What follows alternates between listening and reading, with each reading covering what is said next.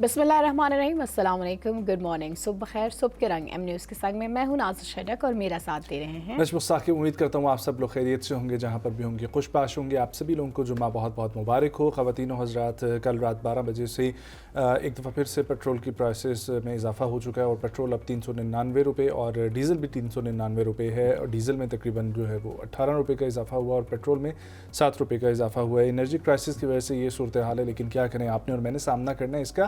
لیکن ایک چیز جس کے بارے میں بات کرنا چاہوں گا وہ ہے پینک اور کیوس جو کریٹ کیا جاتا ہے۔ اگر پیٹرول ہائک ہو رہی ہے اور پیٹرول کے پیسے بڑھنے والے ہیں، آپ ان لوگوں کا جب آپ کسی بھی پیٹرول پمپ پہ جائیں، اتنی لمبی لمبی قطاریں لگی ہوتی ہیں اور اس میں 2.5 کروڑ 5 کروڑ کی گاڑی کھڑی ہوتی ہے اور وہ صرف اپنا بچا رہے ہوتے ہیں۔ اگر ایک ہفتے میں ان کا فیول ٹینک ختم ہو جائے گا اور اس کے مطابق وہ اپنے بچا رہے ہوتے ہیں چند ہزار روپے، 5,000 7,000 یا 10,000 روپے۔ اور اس کی وجہ سے ہوتا کیا ہے، میں یہ نہیں بول رہا کہ آپ لوگوں کے وہ 10,000 روپے کی اہمیت نہیں، اس کی وجہ سے ہوتا یہ ہے کہ آپ ان لوگوں کا حق مار رہے ہیں جن کے لیے وہ 5,000 10,000 روپے بہت بڑی قیمت ہوتی ہے، اور ان کی گاڑیوں میں وہ فرق پڑتا ہے 3-4 ہزار روپے سے۔ اور وہ لوگ جب قطاروں میں کھڑے ہوتے ہیں ان کو جتنا مشکل کا سامنا کرنا پڑتا ہے اس وجہ سے کہ چونکہ وہاں پر تمام تر وہ افراد بھی کھڑے ہوئے ہیں جن کے پاس مہنگی مہنگی گاڑیاں ہیں۔ آپ لوگ تو پیٹرول افورڈ کر سکتے ہیں، پھر آپ لوگ کیوں اتنی قطاروں میں کھڑے ہو کے ان لوگوں کا بھی حق مار رہے ہیں جو افورڈ نہیں کر سکتے اور جو قطاروں میں لگ کے اپنا پیٹرول پہلے ایک ہفتے کے لیے بھی جن کی بچت جو ہے وہ ڈیفینیٹلی ان کے لیے بہت جو ہے نا وہ معنی رکھتی ہے۔ اس لیے ذرا اس چیز کو خیال رکھیں۔ اور ایک اور چیز، ایک اور پینک کل سے مچا ہوا تھا کہ 1 مئی سے 5 مئی تک پیٹرول پمپ مالکان جو ہے وہ ہڑتال کرنے لگے ہیں، لیکن ان کی طرف سے تردید آلریڈی آ چکی تھی کل شام تک، لیکن اس کے باوجود رات کو میں نے دیکھا تقریباً ہر پیٹرول پمپ پہ لائن اتنی لمبی تھی کہ انسان کو دیکھ کے ہو رہا تھا کہ ہم پتہ نہیں کس بحران میں جو ہے وہ زندگی گزار رہے ہیں۔ حالانکہ ایسی سچویشن اتنی بھی بری سچویشن نہیں تھی، بل وی ہوپ کہ یہ انرجی کرائسس ختم اور پیٹرول پرائسز واپس اپنی جگہ پہ آئیں۔ بالکل ایسا ہی ہے، ہم امید بھی یہی کرتے ہیں، ہم دعا گو بھی یہی ہے۔ پروگرام کا باقاعدہ آغاز کریں گے اور آپ کو بتاتے ہیں پاکستانی سفیر کی امریکی کانگریس کے چیئرمین امور خارجہ کمیٹی سے ملاقات اور عالمی صورتحال پر گفتگو ہوئی۔ سفیر پاکستان رضوان سعید شیخ، انہوں نے امریکی کانگریس کی امور خارجہ کمیٹی کے چیئرمین برائن ماسٹ سے اہم ملاقات کی۔ آپ کو پتہ ہے کہ پاکستان ایک میڈیٹر کا کردار ادا کر رہا ہے، اور اس سچویشن میں کردار ادا کرتے ہوئے یہ بہت ضروری ہے کہ ہمارے تمام تر لیڈرز اور وہ فورن پالیسی کو سمجھنے والے لوگ جو ڈفرینٹ کنٹریز میں موجود ہیں وہ لوگوں سے روابط قائم کریں۔ اور امریکہ میں مقیم پاکستانی جو سفیر ہیں انہوں نے اپنے ٹویٹ میں کہا کہ چیئرمین کمیٹی برائے امور خارجہ برائن ماسٹ سے ملاقات پر خوشی کا اظہار کیا، اور انہوں نے کہا کہ بڑی پیش رفت سامنے آئی ہے۔ انہوں نے کہا کہ چیئرمین امور خارجہ کمیٹی کی جانب سے مشرق وسطیٰ اور عالمی امن کے فروغ کے لیے پاکستان کے کلیدی کردار کے اعتراف پر میں شکر گزار ہوں۔ ملاقات کے دوران علاقائی اور عالمی صورتحال کے بارے میں وسیع البنیاد اور اس کے علاوہ تعمیری تبادلہ خیال بھی کیا گیا۔ تو ہم ایسی چیزیں جب ہوتی ہیں تو ہمیں بہت خوشی بھی ہوتی ہے، اور پھر ڈیفینیٹلی ابھی اس وقت جو صورتحال ہے عالمی سطح پر جو چل رہی ہے اس میں پیش رفت کی ضرورت ہے، مذاکرات کی بات چل رہی ہے، لیکن اس میں سفارتکاری ہی اس وقت جو ہے وہ مین رول پلے کر رہی ہے، کیونکہ مذاکرات کی ٹیبل پہ وہ نہیں آنا چاہ رہے اور سفارتکاری کے تھرو اس چیزوں کو ریزالو کرنا چاہ رہے ہیں۔ So let's hope for the best کہ اس میں کوئی اچھی حکمت عملی اپنائی جائے۔ آگے بڑھتے ہیں، آپ کو بتاتے ہیں سیال کینیڈا 2026 فوڈ نمائش میں پاکستانی مصنوعات نے بھرپور توجہ حاصل کر لی ہے۔ Very nice, very beautiful. اب یہ بھی عالمی سطح پہ پاکستان کی پذیرائی، یہ بھی ایک بہت اچھا انیشیٹو ہے۔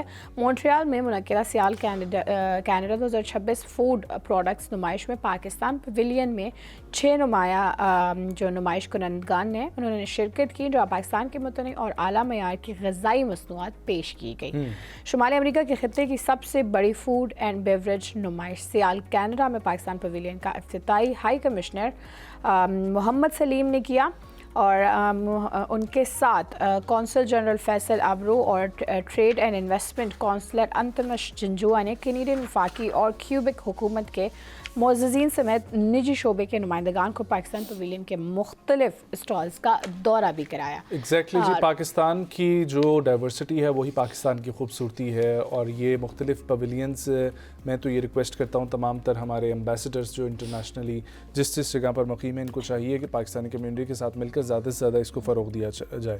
آگے بڑھتے ہیں، ذکر کرتے ہیں، آپ کو بتایا تھا پنجاب فلم سٹی اتھارٹی بننے جا رہی ہے، اور اس کے حوالے سے پنجاب فلم سٹی اتھارٹی تشکیل دینے کا بل جو ہے وہ کثرت رائے رائے سے منظور کر لیا گیا ہے کل پنجاب اسمبلی میں. پنجاب اسمبلی نے صوبے میں فلم انڈسٹری کے فروغ کے لیے پنجاب فلم سٹی اتھارٹی تشکیل دینے کا بل منظور کیا. پنجاب فلم سٹی سے فلم سازی، ڈرامہ، ڈاکیومنٹری کی سرپرستی کی جائے گی، جبکہ اتھارٹی کے اخراجات حکومت پنجاب ادا کرے گی.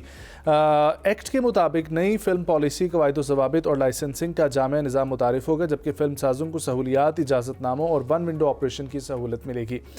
ایکٹ کے تحت فلم سٹوڈیوز، فلم سٹی اور پوسٹ پروڈکشن سہولیات کے قیام کی راہ ہموار ہوگی، جبکہ نئے ٹیلنٹ کی تربیت کے لیے ٹریننگ پروگرامز بھی شروع کیے جائیں گے اور فلم انڈسٹری کے لیے فنڈنگ، گرانٹس اور سبسڈی کا نظام بھی متعارف کروایا جائے گا. اتھارٹی پنجاب کی ثقافت، سیاحت اور مثبت تشخص کو فلم کے ذریعے اجاگر کرے گی، جبکہ فلم انڈسٹری سے متعلق شکایات اور مسائل کے حل کا بھی جو ہے وہ کیا جائے گا اختیار، اور اس کو بھی حل کیا جائے گا.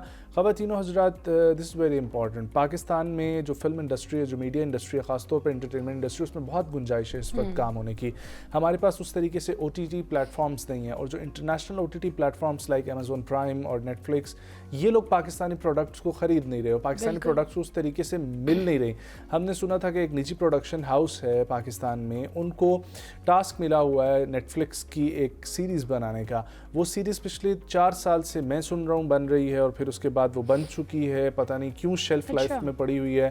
وہ کب آئے گی series? Every one is waiting for that. لیکن اس کے علاوہ پاکستان سے ایک ہی پروڈکٹ نیٹ فلکس پہ گئی تھی، جو چڑیل نام تھا نا اس کا، وہ جو خواتین کی پروڈکٹ تھی اور اس میں ڈاکیومنٹری سیریز ٹائپ تھی. چڑیلیں تھا یا چڑیل تھا، آئی ڈونٹ نو ایگزیکٹلی کیا نام تھا. لیکن ہمارے پاس اپنے او ٹی ٹی پلیٹ فارمز ہونے چاہیے، اپنے انٹرٹینمنٹ جو ہے نا اس کے مواقع ہونے چاہیے، اور فلم انڈسٹری ہے تو فلم کو زیادہ سے زیادہ فروغ دینے کی ضرورت ہے. آگے بڑھتے ہیں جی. آگے بڑھتے ہیں. آپ کو بتاتے ہیں زہران ممدانی کی بادشاہ چارلس سے کوہ نور واپس کرنے کی درخواست. امریکی شہر نیو یارک کے میئر زہران ممدانی نے کہا ہے کہ وہ برطانیہ کے بادشاہ چارلس سے کوہ نور ہیرے کی واپسی پر بات کریں گے. میڈیا رپورٹس کے مطابق ممدانی کی جانب سے یہ تبصرہ برطانوی بادشاہ کے جاری امریکی دورے کے دوران سامنے آیا ہے. 11 ستمبر 2001 کے مہلک حملوں کے متاثرین کی یاد میں منعقدہ ہونے والی ایک تقریب سے چند گھنٹے قبل ایک پریس کانفرنس میں پوچھے جانے پر ممدانی، جو ہندوستانی نژاد امریکی ہیں، نے کہا کہ میں بادشاہ چارلس سے بات کروں گا کہ وہ کوہ نور واپس کر دیں. بعد ازاں ممدانی نے تقریب میں بادشاہ سے ملاقات کی، تاہم بکنگم پیلس نے ممدانی کے اس بیان پر تبصرہ کرنے سے انکار کر دیا. لیکن hats of two his courage, یہ بات کرنا خود ایک ہمسیلف ایز اے میئر اور ایک پولیٹیکل فگر ہو کر بہت ضروری ہے امریکہ کے اندر، اور جب آپ کے پاس کوئی دورے پہ آیا ہو، کیونکہ بیکاز یہ چیز تو اس پہ کوئی ڈھکی چھپی نہیں ہے کہ یہ چوری ہے، یہ قبضہ ہے جو پرنس چارلز اور ان کی اماں نے کیا ہوا تھا، اور ان کی اماں نے کیا ہوا تھا ملکہ الزبتھ نے. اور یہ تو لوٹ مار کر کے جو ہندوستان سے واقعہ میں یہ لوگ گئے ہیں، جتنا مسلمانوں کے ہیرے جواہرات نکالے گئے ہیں، اس کی اگر آپ نے واضح ثبوت دیکھنا نا تو آج بھی آپ چلے جائیں قلعہ روہتاس، اسلام آباد سے چند کلومیٹر کے فاصلے پر جہلم کے اندر یہ قلعہ واقع ہے. وہاں پر جو دروازے ہیں، ان دروازوں کے اوپر جو ہے نا آپ کو جو پتھر لگے ہوئے ہیں، اس کے اندر سے نا ایسے لگے گا کہ کوئی چیز نکلی ہوئی ہے، ایک پراپرلی ایک فٹڈ پتھر یہاں سے نکالا ہوا ہے. جب آپ پوچھتے ہیں تو پتہ لگتا ہے کہ وہاں پر مختلف جو بادشاہ جب وزٹ کیا کرتے تھے تو وہ جو گفٹ کیا کرتے تھے ہیرے جواہرات اور اس طرح کی چیزیں، وہ وہاں پر جڑے ہوتے تھے. ٹھیک ہے، اور وہ تک نکالے گئے ہیں یہاں پر انگریزوں نے. اور یہ انگریزوں نے جتنا اس خطے کو لوٹا ہے، اور اس میں ایک نو ڈاؤٹ کوہ نور ہیرا جو ہے، بلکہ یہ پہلی دفعہ انہوں نے بات کی ہے. یہ اس وقت تو اندو پاک بر صغیر پورا ایک تھا، مسلمانوں کی حکمرانی تھی وہاں پر 800 سال تک، تو مسلمانوں کی بہت ساری چیزوں پر قبضہ ہوا، اور وہ سب انگریز جو ہے وہ ساتھ لے اڑے، اور اس میں دنیا کا ایک نایاب ہیرا کوہ نور بھی بالکل شامل ہے. آگے بڑھتے ہیں، ذکر کرتے ہیں کینیڈا کے حوالے سے، جہاں پر کینیڈین امیگریشن حکام کا نامناسب رویہ، ایرانی حکام کا فیفا کانگریس میں شرکت کرنے سے جو ہے وہ انکار. ایرانی فٹ بال فیڈریشن نے کینیڈین امیگریشن حکام کے نامناسب رویے کے باعث کینیڈا میں ہونے والے فیفا کانگریس میں شرکت نہ کرنے کا فیصلہ کیا ہے. بین الاقوامی خبر رساں ادارے کے مطابق ایرانی وفد میں فیڈریشن کے صدر مہدی تاج، سیکرٹری جنرل ہدایت مومبینی اور نائب سیکرٹری جنرل حامد مومنی شامل تھے، جو باقاعدہ ویزا کے ساتھ کانگریس میں شرکت کے لیے پہنچے تھے. تاہم ایرانی وفد کو جو ہے ایئرپورٹ پر امیگریشن حکام کے نامناسب رویے کا سامنا کرنا پڑا، جس کی وجہ سے انہوں نے اگلی ہی جو ہے وہ دستیاب پرواز لے کر واپس آنے کا فیصلہ کیا. اور ایسی خودداری اللہ کرے کہ ہماری قوم کے اندر بھی جاگے اور یہ سلسلہ بالکل ہونا چاہیے کہ اتنی ایک خودداری ہونی چاہیے کہ آپ کو جہاں پر ایکسیپٹنس نہیں ملتی ہے وہاں سے بالکل پیچھے ہٹ جانا چاہیے. ضروری نہیں ہے کہ اپنے آپ کو جو ہے نا وہ فٹ کرنے کی کوشش کی جانی چاہیے. اور یہ صرف ملکوں کے لیے بات نہیں ہے, یہ انفرادی طور پر بھی ہے کہ آپ کسی جگہ پر اگر موجود ہوتے ہیں, کوئی شخص آپ کو اچھا لگتا ہے اور آپ وہاں پر جاتے ہیں, اس کے ساتھ بیٹھتے ہیں, اگر وہ آپ کو اچھا رسپانس نہیں دیتا تو ضروری نہیں ہے کہ آپ اس کو جو ہے نا پرسو کریں. بہت فیمس کوٹ بھی ہے کہ if the respect is not served at the table you should not better sit at that table. تو وہی والی بات ہے اور اس کا باقاعدہ منہ بولتا ثبوت دیا ہے انہوں نے, جو ان کے پاسداران انقلاب کے انقلابی گارڈ کوڈ تھی اس کے ڈسرسپیکٹ کیا گیا ایئرپورٹ پہ. اب وہ ڈسرسپیکٹ والا واقعہ کیا تھا اس کی وضاحت نہیں بتائی گئی ہے, بٹ ڈیفینیٹلی اگر انہوں نے اتنا ریئیکشن شو کیا ہے سو ایسا ہی ہوا ہوگا. یا آگے بڑھتے ہیں جی. دبئی میں پراپرٹی خریدنے والوں کے لیے خوشخبری, 2 سالہ رہائشی ویزا حاصل کرنا اب آسان ہو گیا. ابھی کچھ عرصے قبل سے یہ چیزیں چل رہی تھی کہ دبئی والے ویزا دے ہی نہیں رہے تھے, ایون وزٹرز کو بھی ویزا نہیں الاٹ ہو رہا تھا, اور اب انہوں نے جی 2 سال کا رہائشی ویزا جو دینا شروع کر دیا ہے. کیونکہ نئی پالیسی کے تحت اب سنگل مالک کے لیے مقررہ کم از کم قیمت کی شرط ختم کر دی گئی ہے, جس سے زیادہ افراد اس سہولت سے فائدہ اٹھا سکیں گے. حکام کے مطابق اب مشترکہ پراپرٹی کی صورت میں بھی رہائشی ویزا حاصل کیا جا سکتا ہے, تاہم اس کے لیے ہر سرمایہ کار کم از کم 4 لاکھ درہم لگانا ضروری ہوگا. اس اقدام کا مقصد غیر ملکی سرمایہ کاری کو فروغ دینا اور پراپرٹی مارکیٹ کو مزید متحرک بنانا ہے. کافی ٹائم سے ہم دیکھ رہے تھے وہ بالکل ہی کوئی ویزا نہیں دے رہے تھے. ابھی ایکچولی دبئی میں جو حالیہ صورتحال ہوئی اس کے بعد سے بہت سارے انویسٹرز وہاں سے ٹوٹے ہیں. بالکل ایسے ہی ہے, بہت سارے لوگ وہاں سے اپنا پیسہ وڈرا کر رہے ہیں due to security reason and ایوری تھنگ. اس کی وجہ سے لوگوں نے کر بھی لیا ہے, ایسی رپورٹس بھی آ رہی ہیں. اس وجہ سے دبئی نے جو ہے یہ سلسلہ شروع کیا, لیکن اگین ہمیں اپنے پلیٹ فارم سے یہ آواز اٹھانی چاہیے. پاکستانی حکومت اس وقت کیوں نہیں اس چیز پر بول رہی کہ دبئی سے جہاز بھر کے لوگوں کو پاکستان ڈپورٹ کیا جا رہا ہے, اور وہ ڈپورٹ اگر کیا جائے بیگر شپ پہ, میں اس کو انکریج کروں گا کہ تمام تر وہ لوگ جو پاکستان کا نام جا کے بدنام کرتے ہیں, چاہے سعودی عرب کے اندر, دبئی کے اندر, اور وہاں پر بھیک مانگتے ہیں, ان لوگوں کو ڈسکریج کرنا چاہیے, ان کو فوری طور پر پاکستان واپس بھیجنا چاہیے, اور دوبارہ پاکستان سے اجازت بھی نہیں ہونی چاہیے کسی اور طرف جانے کی. لیکن ایسے لوگ جو 30 سال سے وہاں پر سیٹل ہیں اور ان کو سیکٹیرینزم کا نام دے کر پولیس 4 دن کے لیے ابڈکٹ کرتی ہے, اور 4 دن وہ لوگ اپنی فیملی سے دور ہوتے ہیں, غائب ہوتے ہیں, چاہے ان کی فیملی دبئی کے اندر رہ رہی ہو, اور پھر اس کے بعد ان سے فون بھی لے لیے جاتے ہیں, ان کو گھر تک دوبارہ جانے کی رسائی بھی نہیں دی جاتی, اور ڈائریکٹلی ایئرپورٹ پر بھیجے جاتے ہیں, اور وہاں سے جو ہے پاکستان ان کو واپس بھیجا جاتا ہے. تو یہ صورتحال ہے, لیکن ہماری اپنی حکومت سے یہ ریکویسٹ ہے کہ اس کے اوپر جو ہے وہ پرسو کیا جائے, اور تمام تر بیرون مقیم پاکستانی جو ہیں ان کی حفاظت بھی ہماری پاکستانی جو ایمبیسی وہاں پر موجود ہے اس کی ذمہ داری ہے. اس میں کوئی شک نہیں ہے, سارے پاکستانیوں کی حفاظت کرنا ہمارا ہی فرض ہے. آگے بڑھتے ہیں اور آپ کو بتاتے ہیں ایک بہت اچھا ریکارڈ جو ہے وہ قائم کیا گیا ہے. بالکل 5 غباروں کو طویل مدت تک ہوا میں اچھالنے کا ریکارڈ بنایا گیا ہے, اور تواتر کے ساتھ گینیز ورلڈ ریکارڈ بنانے والے امریکی شہری ڈیوڈ رش نے ایک نئے ساتھی کے ساتھ مل کے 5 غباروں کو ہوا میں رکھنے کے طویل ترین وقت کا ریکارڈ بنانے کی کوشش کی ہے. ایکس گولش کے ساتھ یہ چیلنج لیا. ایلیکس نے اس سے قبل کوئی ریکارڈ بنانے کی کوشش کبھی نہیں کی تھی.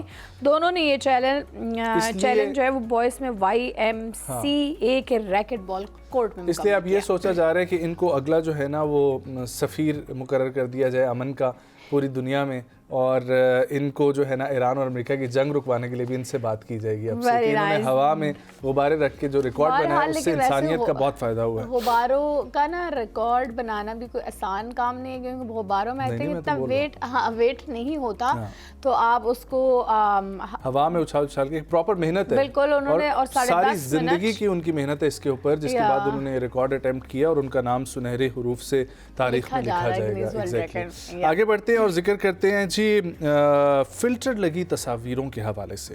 فلٹر لگی تصاویر نے لاپتہ خاتون کی تلاش مشکل بنا دی ہے. اچھا, میکسیکو میں لاپتہ ہونے والی 30 سالہ خاتون کے کیس نے سوشل میڈیا پر فلٹرز کے استعمال پر بحث چھیڑ دی ہے. ग्रेसा नामी ये खातून हैं जो 12 अप्रैल को एक इलाके से जो है वो लापता हुई मेक्सिको के, जिस पर पुलिस ने उनकी तलाश शुरू की। पुलिस ने खातून की सोशल मीडिया पर तस्वीर के पोस्टर लगाए, ताहम करीबी अफराद के मुताबिक तस्वीर में उनकी शक्ल हकीकत से मुख्तलिफ नज़र आ रही है। सोशल मीडिया पर भी सवाल उठाया गया कि फ़िल्टर्स वाली तस्वीर के साथ तलाश कैसे मुमकिन है। चंद रोज़ बाद खातून को और जेकोब लाइस के दरमियान शाहराज से ज़िंदा बरामद कर लिया गया। माहिरीन के मुताबिक फ़िल्टर्स और एडिटिंग से भरपूर तस्वीर लापता अफराद की तलाश में मदद के बजाय उल्टा रुकावट बन जाती है। पिछले दिनों में हमने एक वो भी न्यूज़ देखी थी ना, जिसमें वो खातून सेनेटर जो थी उन्होंने अपनी फ़िल्टर शुदा तस्वीर दे दी थी और उनको पार्टी से निकाल दिया गया था। या सो आई थिंक फ़िल्टर्स का इस्तेमाल ठीक है आप किया करें, बट ऐसा भी नहीं है कि आपकी ओरिजिनल पिक्चर कहीं मिले ही ना और आपने अपनी ओरिजिनल जो पर्सनालिटी है उससे इतना चेंज लगे कि आपको ढूंढना ही ना मुमकिन हो जाए। और शुक्र करें कि वो फिल्टर लगी तस्वीर थी जिसमें थोड़ा बहुत चले फर्क होता होगा। नहीं नजम, आपने शायद स्क्रीन पे देखा नहीं, उसमें थोड़ा बहुत नहीं, उसमें एआई जितना ही डिफरेंस था। वो ये देखे वो बिल्कुल जो है वो खातून डिफरेंट है जी, इसका पता ही नहीं चल रहा। अब ऐसी खातून अगर उसको तलाश करना पड़ जाए तो बंदा किसको तलाश करता फिर? वो सामने आके बोले भी कि मैं हूँ तो भी बंदा कहेंगे नहीं जी आप तो नहीं है, ये तस्वीर वाली तो आप कम से कम नहीं है। सो आई थिंक थोड़ा बहुत इस चीज़ का ख्याल रखा करें, थोड़ी बहुत तो अपनी ओरिजिनलिटी भी रखा करें। और वैसे भी ओरिजिनलिटी में जो खूबसूरती है वो किसी और चीज़ में नहीं। अब आप मुझे देख के बोल रहे होंगे मैंने भी बहुत मेकअप किया, हाँ, लेकिन एटलीस्ट मेरा पता चल रहा है मैं हूँ, क्यों ना जब? सही बात है। या और मैं तो बिल्कुल मेकअप नहीं करता। बिल्कुल। आगे बढ़ते हैं और जिक्र करते हैं अदाकारा हिना तारिक का। अदाकारा हिना तारिक फेमिनिस्ट औरतों के लिए उनका एक सख्त बयान सामने आया। अच्छा, उस बयान की तरफ हम लोग बढ़ें, लेकिन उससे पहले मैं ये बताऊंगा कि मेरी उनसे जो है वो मुलाकात रही, ठीक है, मैंने उनका इंटरव्यू भी किया और मुझे अभी तक इंडस्ट्री में इतनी हम्बल यंग एज में जो है ना वो कोई नहीं मिला जितनी हिना तारिक जो है वो मिली हैं। और क्योंकि वो खुद भी वीजे रह चुकी है, ठीक है, तो हमारी उनके साथ डिस्कशन रही और काफ़ी टाइम हम लोगों ने साथ गुजारा, लेकिन वो बहुत हम्बल और बड़ी रिस्पेक्टफुल तरीके से जो है ना वो बात करना और ये सब कुछ चीज़ें होती हैं। Sorry, I was talking about Hina. आप हिना अल्ताफ कह रहे थे या हिना आफरीदी कह रहे थे? हिना अल्ताफ में जो है ना वो बात कर रहा था। ओके, सो हिना तारिक, अदाकारा हिना तारिक ने ख़वातीन के हुकूक, फेमिनिज़म और मर्दों के किरदार से मुतालिक अपने ख़यालात का इजहार किया है। ड्रामा सीरियल नकाब, ना तुम जानो और नफ़रत और हालिया मकबूल ड्रामे रहमत में अपनी अदाकारी से तवज्जो हासिल करने वाली हिना तारिक ने हाल ही में एक यूट्यूब शो में शिरकत की, जहाँ उन्होंने जदीद ताल्लुकात और मर्दों ख़वातीन के रवायती किरदारों पर खुलकर गुफ्तगू की। हिना तारिक का कहना था कि उन्हें नर्म मिजाज, हद से ज़्यादा हसास या पूकी मर्द पसंद नहीं है, ठीक है। उनके मुताबिक मर्द को मर्दाना अंदाज में मजबूत, फैसला करने वाला और खुद मुख्तार होना चाहिए। और वैसे भी ये उस दिन मेरी ये डिस्कशन अपने भाई से भी हो रही थी, तो मैंने उसको भी यही बोला, मैंने कहा ठीक है मैं एक लड़की हूँ, ठीक है, हम लोगों को ये पसंद होता है कि जो लड़का होता है, जो लाइफ पार्टनर होता है, वो ऑब्सेस्ड हो या थोड़ा बहुत हसास तबीयत का भी हो, जज्बात भी रखता हो, ताकि उसमें वो केयर वाला फैक्टर भी आ जाता है। मैंने कहा लेकिन इसका मतलब ये नहीं है कि आप ये भूल जाओ कि you are a protector, you are a provider, या आप पे जो रिस्पॉन्सिबिलिटी है उसको आपने एहसन तरीके से अदा करना है। आप ये नहीं कर सकते हैं कि ठीक है जी मैं भी काम कर रहा हूँ, मेरी बेगम भी करेगी, so we are gonna you know make a life, ठीक है। वो अपनी आपकी हेल्प करना चाहती हैं घर चलाने में या सब कुछ करने में, वो उसकी अच्छाई है, बट ये उस पर जिम्मेदारी आप नहीं डाल सकते हो। Exactly. सो आई थिंक ये एक हमें भी बताना चाहिए कि सिर्फ ख़वातीन की जिम्मेदारी भी नहीं होती, लेकिन सिर्फ मर्द की जिम्मेदारी भी नहीं होती, दोनों को इक्वली कंट्रीब्यूट करना चाहिए। इक्वली कंट्रीब्यूट की बात भी नहीं है। देखें, अगर हम इस्लाम में अपने आप को जो है वो कहते हैं कि हम मुसलमान हैं, तो इस्लाम का सिंपल सीधा और बड़ा साफ सुथरा सा कॉन्सेप्ट है कि मर्द प्रोवाइडर है, मर्द प्रोटेक्टर है। ये दो चीज़ों को ही आप सिर्फ ले लें तो मर्द ने घर के अंदर नान नफ़का जो है वो पूरा करना है, अपने बच्चों का, अपनी बीवी का ख्याल रखना है, उसके कपड़ों का, उसके खाने पीने का, वो जिस घर में रह रही है उसको सुकून मुहैया करना है उस घर के अंदर, और अपनी फैमिली और उसके दरमियान जो चपकलिश और जो कुछ भी जो मामलात होते हैं उसको भी एक मर्द ने देखना है। और ये मर्द का एक रवैया होता है। और औरत की इज्जत जो है वो अपने मर्द नहीं करवानी होती अपनी फैमिली के अंदर, और फिर औरत ने मर्द की इज्जत जो है वो अपनी फैमिली के अंदर करवानी होती है। औरत का पार्ट कहाँ पर आता है? आजकल जितना दौर है महंगाई का, उसमें अगर आप दोनों कमा रहे हैं, आपका मर्द अगर बिल्स, ग्रॉसरी, आपके कपड़े, बच्चों के कपड़े, बच्चों की एजुकेशन, घर की जो है वो चीज़ें, ये सब देख रहा है, तो हाँ, ایک ایسی سلسلہ بننا چاہیے کہ عورت پھر آپ کو ان چیزوں میں سپورٹ کر لے. باقی ہے میاں بیوی کا آپس کا یہ معاملہ ہے, لیکن میرے مطابق عورت آپ کو ان چیزوں میں سپورٹ کر لے کہ آپ کہیں پر باہر جاتے ہیں, ٹھیک ہے, تو وہاں پر ڈنر کے لیے وہ پے کر دے. اگر آپ کوئی ویکیشن پلان کرتے ہیں تو آپ 50-50 اس کا ایکسپینس جو ہے وہ کر لیں.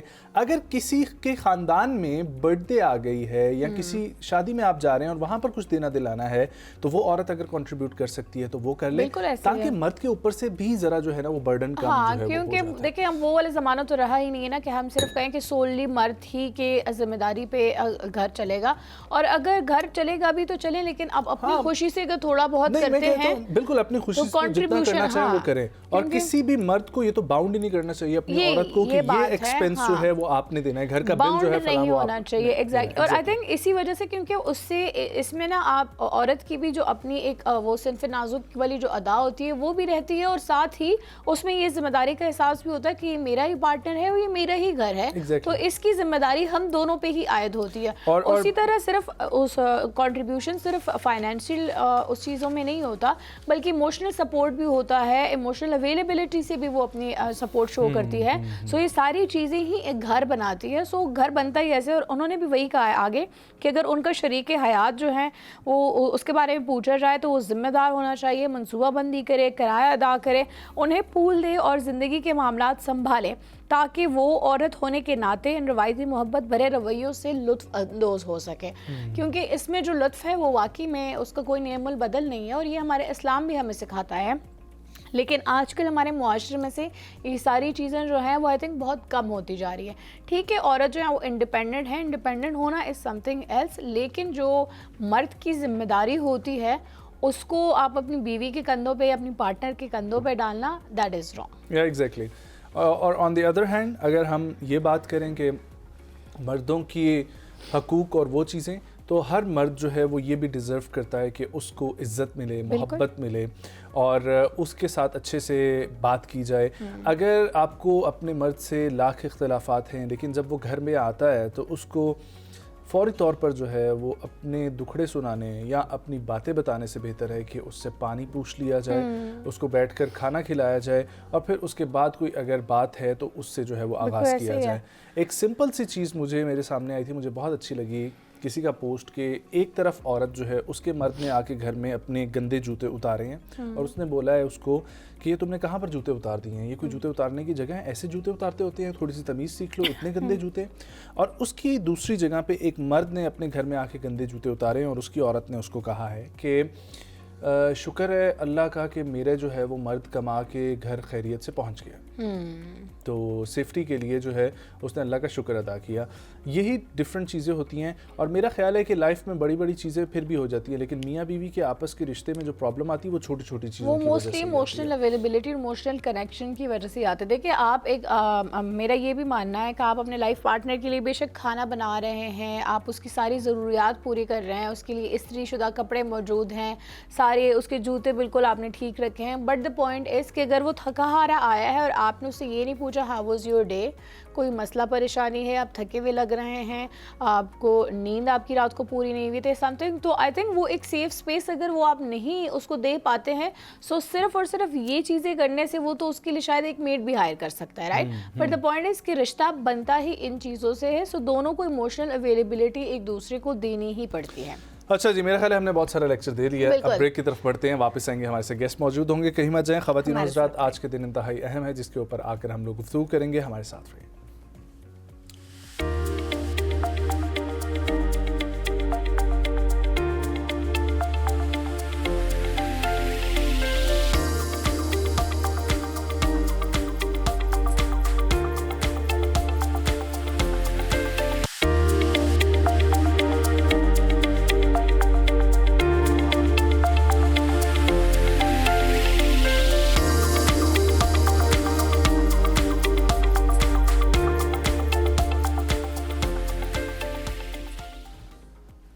Welcome back viewers once again. इस सेगमेंट में हम लोग बात करेंगे आज 1 मई लेबर डे, योम मज़दूर है, और ख़वातीन व हज़रात ये कितनी सितम ज़रीफ़ी है कि हर सरकारी अफसर में ऑफिस में काम करने वाले अफसर को छुट्टी है, हर जगह पर जो है वो प्राइवेट ऑफिस में भी छुट्टी है, लेकिन जो मज़दूर है वो अपनी जगह पर काम जारी व सारी रखे हुए हैं। ख़वातीन व हज़रात, आज इसी पर बात करने के लिए हमें जो शख्सियत ज्वाइन कर रही हैं वो anti slavery labour and women right activist हैं।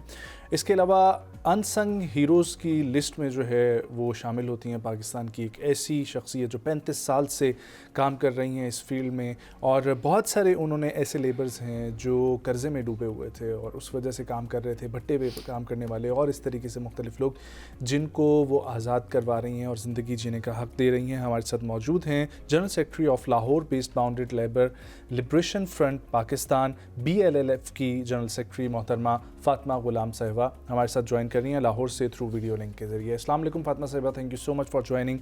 उम्मीद आप खैरियत से होंगी। मैम, सबसे पहले तो आज के दिन के हवाले से क्या कहना चाहेंगी? देखिए जी, आज मजदूरों को आलमी दिन है और आप पाकिस्तान के किसी भी भट्टे पे चले जाएं तो मजदूर वहां पर आज भी काम कर रहे हैं जी।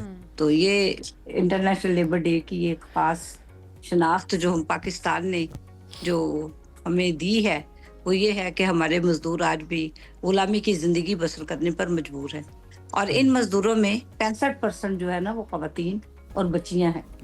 तो आप ये देखें कि सुप्रीम कोर्ट ऑफ पाकिस्तान की जजमेंट 2013 और उसके बाद उससे पहले 2010 में मुतअद्दिद बार इस बात को कहा गया, रोका गया, और बॉन्डेड लेबर एबोलिशन एक्ट 1992 में भी इस बात को इंश्योर कराने की कोशिश की गई कि किसी भी भट्टे पर बच्चे और खवातीन काम नहीं करेंगी।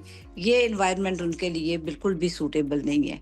ये worst form of bonded labour है, worst form of child labour है, और गुलामी का जो ताल्लुक है बदकिस्मती से पाकिस्तान में सिर्फ एक भट्टा इंडस्ट्री, मैं इसको इंडस्ट्री कह रही हूँ, जहाँ पर 4.5 मिलियन वर्कर्स हैं, और 4.5 मिलियन वर्कर्स में 65% विमेन है।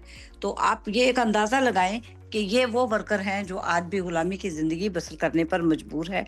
आज भी मिनिमम वेज के लिए ये जो है वो डिमांड कर रहे हैं और मुतालबा कर रहे हैं कि हमें मिनिमम वेज, दुनिया के अंदर लिविंग वेज की बात की जाती है, लेकिन ये भट्टा मजदूर, ये खेत मजदूर, ये जबरी करने मशक्कत करने वाले मजदूर और ये बेबस खवातीन और बच्चे आज इंटरनेशनल लेबर डे के हवाले से ये मुतालबा करते हैं कि कहाँ है हमारी आज़ादी, कहाँ है हमारी पूरी उजरत।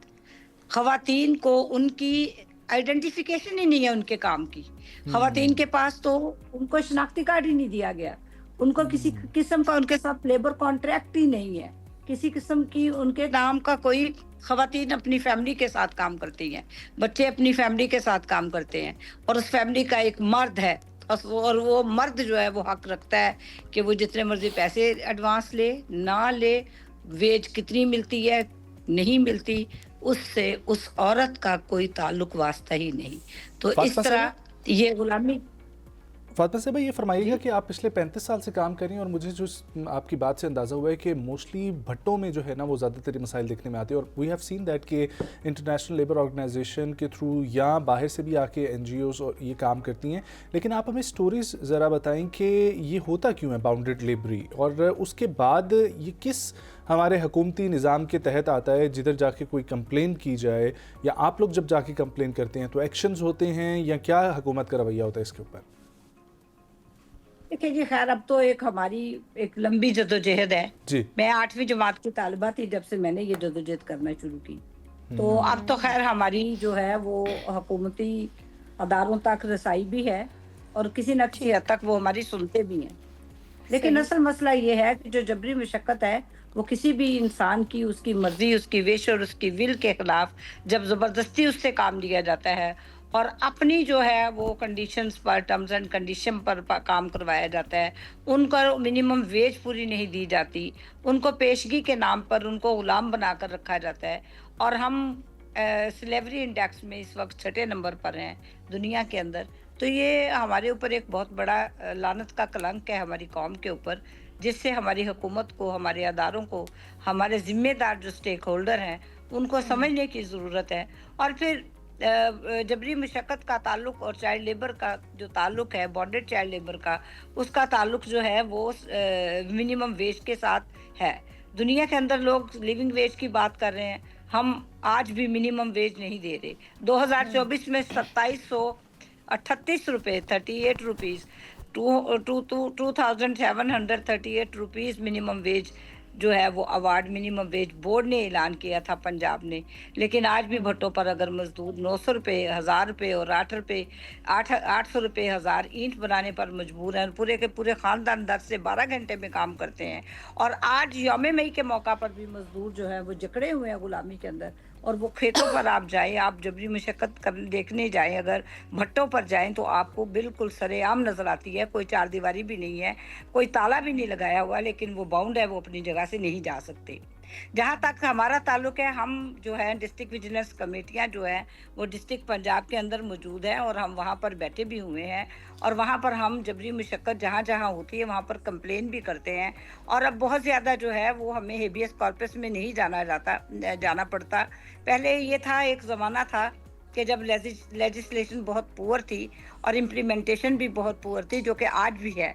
लेकिन ये है कि हम हाई कोर्ट में एक पटिशन डालते हैं कि इस भट्टा पर फलां मजदूर जो हैं वो बॉन्डेड हैं और उनको आज़ाद करवाया जाए, तो high court definitely set eight liberty तो कर देते हैं। लेकिन उन मालिकान को, उन लोगों को जिन्होंने उन मजदूरों को बांध के रखा होता है, जो उन खवातीन को एक्सप्लॉइट कर रहे होते हैं, जो फिजिकली उनको जो है हैरेस कर रहे होते हैं, उनके खिलाफ किसी किस्म की कोई कार्रवाई आज तक देखने में अमल में नहीं आई। तो हमें कोई एक तो ऐसी एग्जाम्पल सेट करनी चाहिए और हमें कानून पर अमल दरामद करते हुए उनको सजा का जो है वो बिल्कुल मुस्तहिक करार देना चाहिए, ताकि कोई आइंदा जबरी मुशक्कत ना ले। इससे पहले बताइएगा कि आप इतने टाइम से काम कर रही हैं, इनके लिए अपनी आवाज़ उठा रही है। जब आपने स्टार्ट में आपने कहा 14 साल की उम्र से आप जो है वो आवाज़ उठा रही हैं, आपको क्या लगता है कि 14 साल की उम्र में जब आपने ये काम शुरू किया था, इसका बेड़ा उठाया था, तब कितना ज़्यादा लेबर पे जो है वो हो रहा था जुल्म, और हुकूमती इदारे उस वक्त क्या कर रहे थे? अब आपने बताया भी, खुद भी इसका एतराफ़ किया कि कुछ पॉलिसीज़ में चेंजेस हुई हैं, कुछ पॉलिसियाँ नहीं मुतारिफ कराई गई है हुकूमत की तरफ से, लेकिन मुकम्मल तौर पर मुकम्मल तौर पर दस्तयाबी जो है वो थोड़ा मुश्किल मसला है हमारे मुल्क का। लेकिन बताइए उस वक्त के क्या हालात थे और अब आपने कितनी इम्प्रूवमेंट देखी है उस सिलसिले में कि मजदूरों को उनका हक थोड़ा बहुत ही सही लेकिन मिल रहा है? देखिए, मेरा जो असल जो टारगेट था, मेरा मिशन जो था, मैं इस विजन के साथ इस काम के अंदर आई थी कि मैंने ना भट्टा मजदूरों को आगाही देनी है कि वो जबरी मुशक्कत को इनकार करे, वो अपने हकूक की बात करे। तो मैंने यही किया है कि मैंने उनकी यूनियनाइजेशन की है, मैंने उनको अवेयरनेस दी है, मैंने उनके स्टडी सर्कल किए हैं, और मैंने आज पाकिस्तान भर के अंदर भट्टा मजदूरों को जीने का जो है ना एक ढंग होता है, जिस तरीके से कि वो मालिक के साथ किस तरीके से बार्गेनिंग करे और वो जबरी मुशक्कत को अपने साथ होने वाले जुल्म के खिलाफ आवाज उठाएं। इससे पहले ये मजदूर बिल्कुल बेबस बेयारो मददगार थे, इनकी कोई वॉइस ही नहीं थी, ये वॉइसलेस थे। और जाहिर है हमारे हाथ में तो कोई कानून पर अमल दरामद कराने के लिए कोई इस तरह की स्टिक नहीं है। हम तो यही काम कर सकते हैं। मैंने कोई 1 लाख से ज्यादा भट्टा मजदूर खानदानों को आज़ाद करवाया और उनको अल्टरनेट स्किल डेवलपमेंट के कोर्सेज करवाए हैं, और उनको जो है जिंदा रहने के लिए और एक बामकसद जो बाइज्जत शहरी के तौर पर किस तरह रहा जाता है, ये मैंने उनको ट्रेनिंग दी है और इस तरह उनको सिखाया, और वो आज़ादी की जो हवा में जो है ना वो सांस ले रहे हैं। लेकिन जिस तरह जैसे जैसे कमर तोड़ महंगाई है, जिस तरह आए दिन अब पेट्रोल की कीमत में जब इजाफा होता है तो हर चीज की कीमत बढ़ जाती है। तो जबरी मुशक्कत का या गुलामी का या ट्रैफिकिंग इन पर्सन का जो बहुत गहरा ताल्लुक है वो जुड़ा हुआ है उसकी महंगाई के साथ और मिनिमम वेज के साथ। तो बदकिस्मती से 2024 में जो 2738 रुपए मिनिमम वेज फी 1000 आम इंच बनाने का रेट था, और वो गवर्नमेंट ऑफ पंजाब का जो अनाउंस करदा था, वो मेरा और आपका या किसी और का नहीं था, उस पर तो आज तक अमल दरामद नहीं हुआ। सीधा 1800 रुपए जो है वो आज भी भट्टा मालकान मिनिमम वेज में से खा रहे हैं। अब आपकी सैलरी में से अगर जो है एक बड़ा हिस्सा आपकी सैलरी का जो है वो कम दे दिया जाए, तो फिर जाहिर है जबरी मुशक्कत करने पर मजदूर मजबूर हैं, फोर्स लेबर करने पर। और आज भी भट्टों पर बच्चियां जो काम करती नजर आ रही हैं, और हर तीसरी बच्ची जो है वो सेक्सुअल हैरेसमेंट का शिकार है, जबर का शिकार है। और उसकी कहीं कोई आवाज ही नहीं सुनता, उसको कोई देखता ही नहीं। तो ये फातिमा साहिबा, हमारे ये बताइएगा कि हुकूमती ये जो बच्चे और बच्चियां वहाँ पर जबरी काम करने पर मजबूर किए जाते हैं, आया वो एक तो पहले ज़माने में हम ये भी देखते थे बहुत सारे इलाकों, देही इलाकों में शायद अभी भी ये निज़ाम चलता है कि वो किसी न किसी एवज़ जो है वो दे दी जाती थी कि ये जब तक जो है आप लोगों के यहाँ काम करेंगे या फिर ये ताहयात आपकी तरफ काम करेंगे, आप इसके एवज़ मुझे इतना मुआवजा पे कर दें। सो आया इस का अभी भी ये निज़ाम चल रहा है और इसके तहत ये बच्चे बच्चियाँ काम करने पर मजबूर है, या फिर वो अपनी घर की गुर्बत की वजह से जो है तो काम करने पर मजबूर होते हैं? देखिए, ये हमारी कंटिन्यूटी के साथ एक स्ट्रगल और एक जो जदोजहद है, और हमने जो मजदूरों को एक शऊर दिया है। अब वो एक सिस्टम उस तरह से तो नहीं है कि वो कोई पेशगी ले लेते हैं, लेकिन उनके ऊपर नाम निहात पेशगियां डाल दी जाती हैं।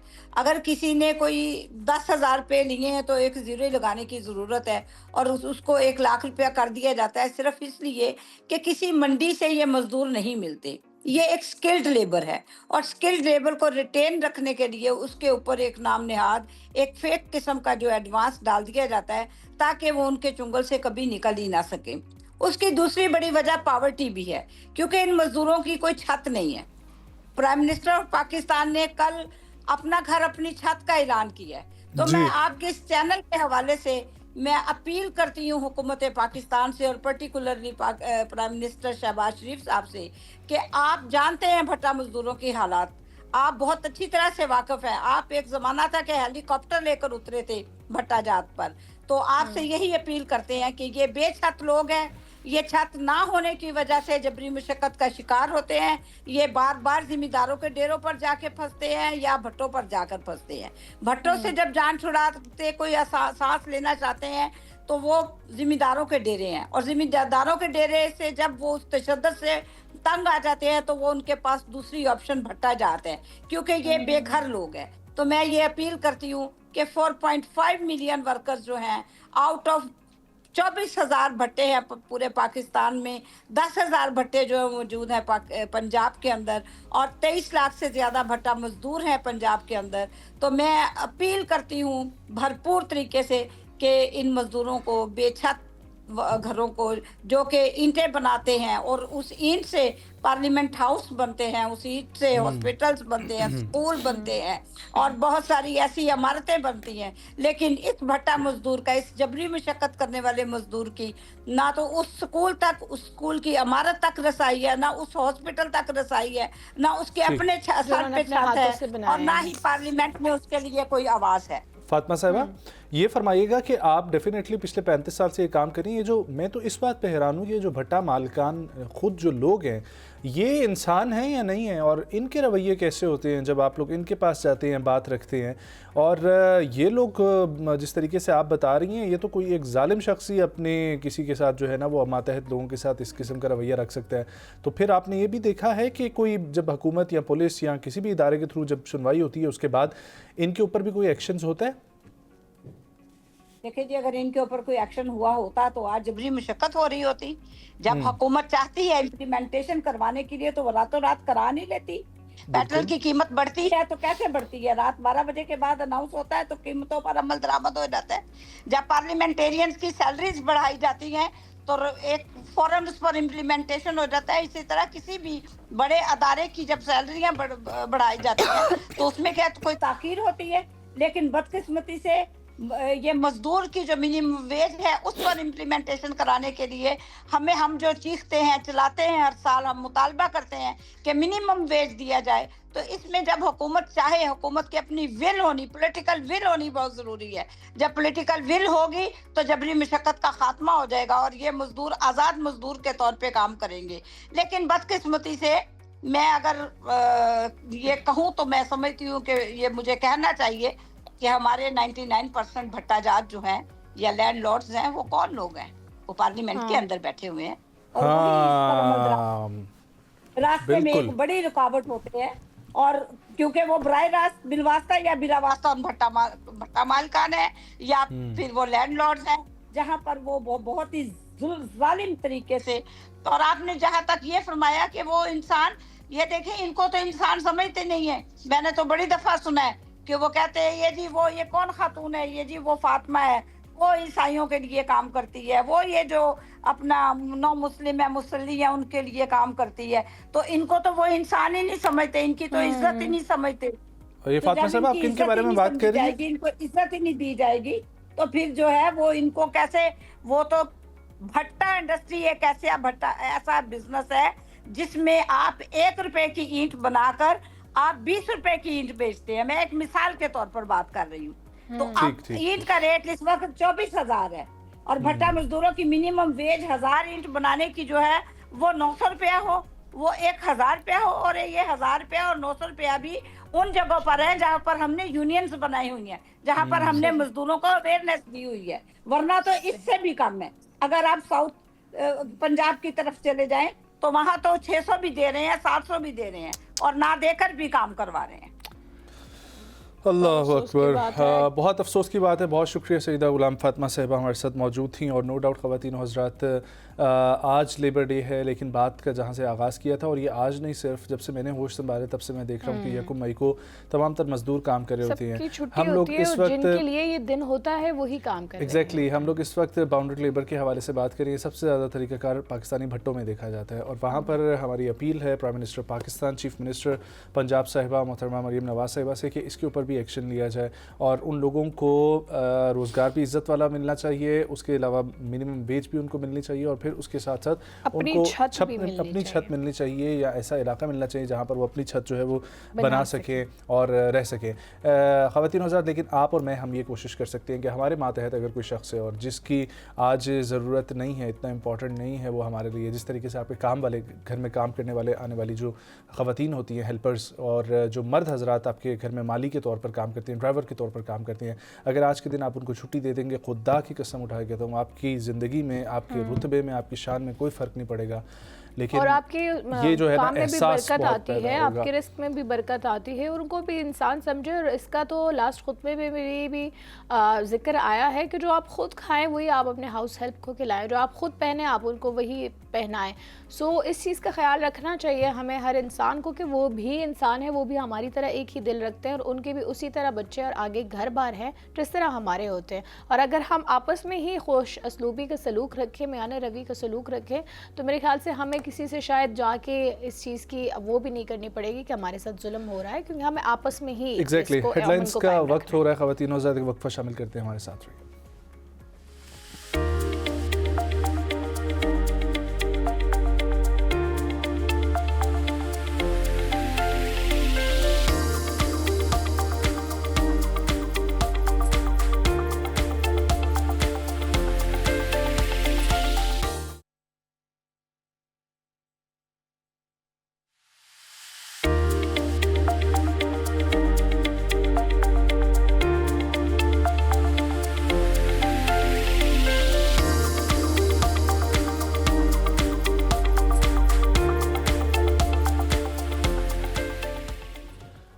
Welcome back viewers once again. اس سیگمنٹ میں ہمارے ساتھ ایک بڑی اہم شخصیت موجود ہے.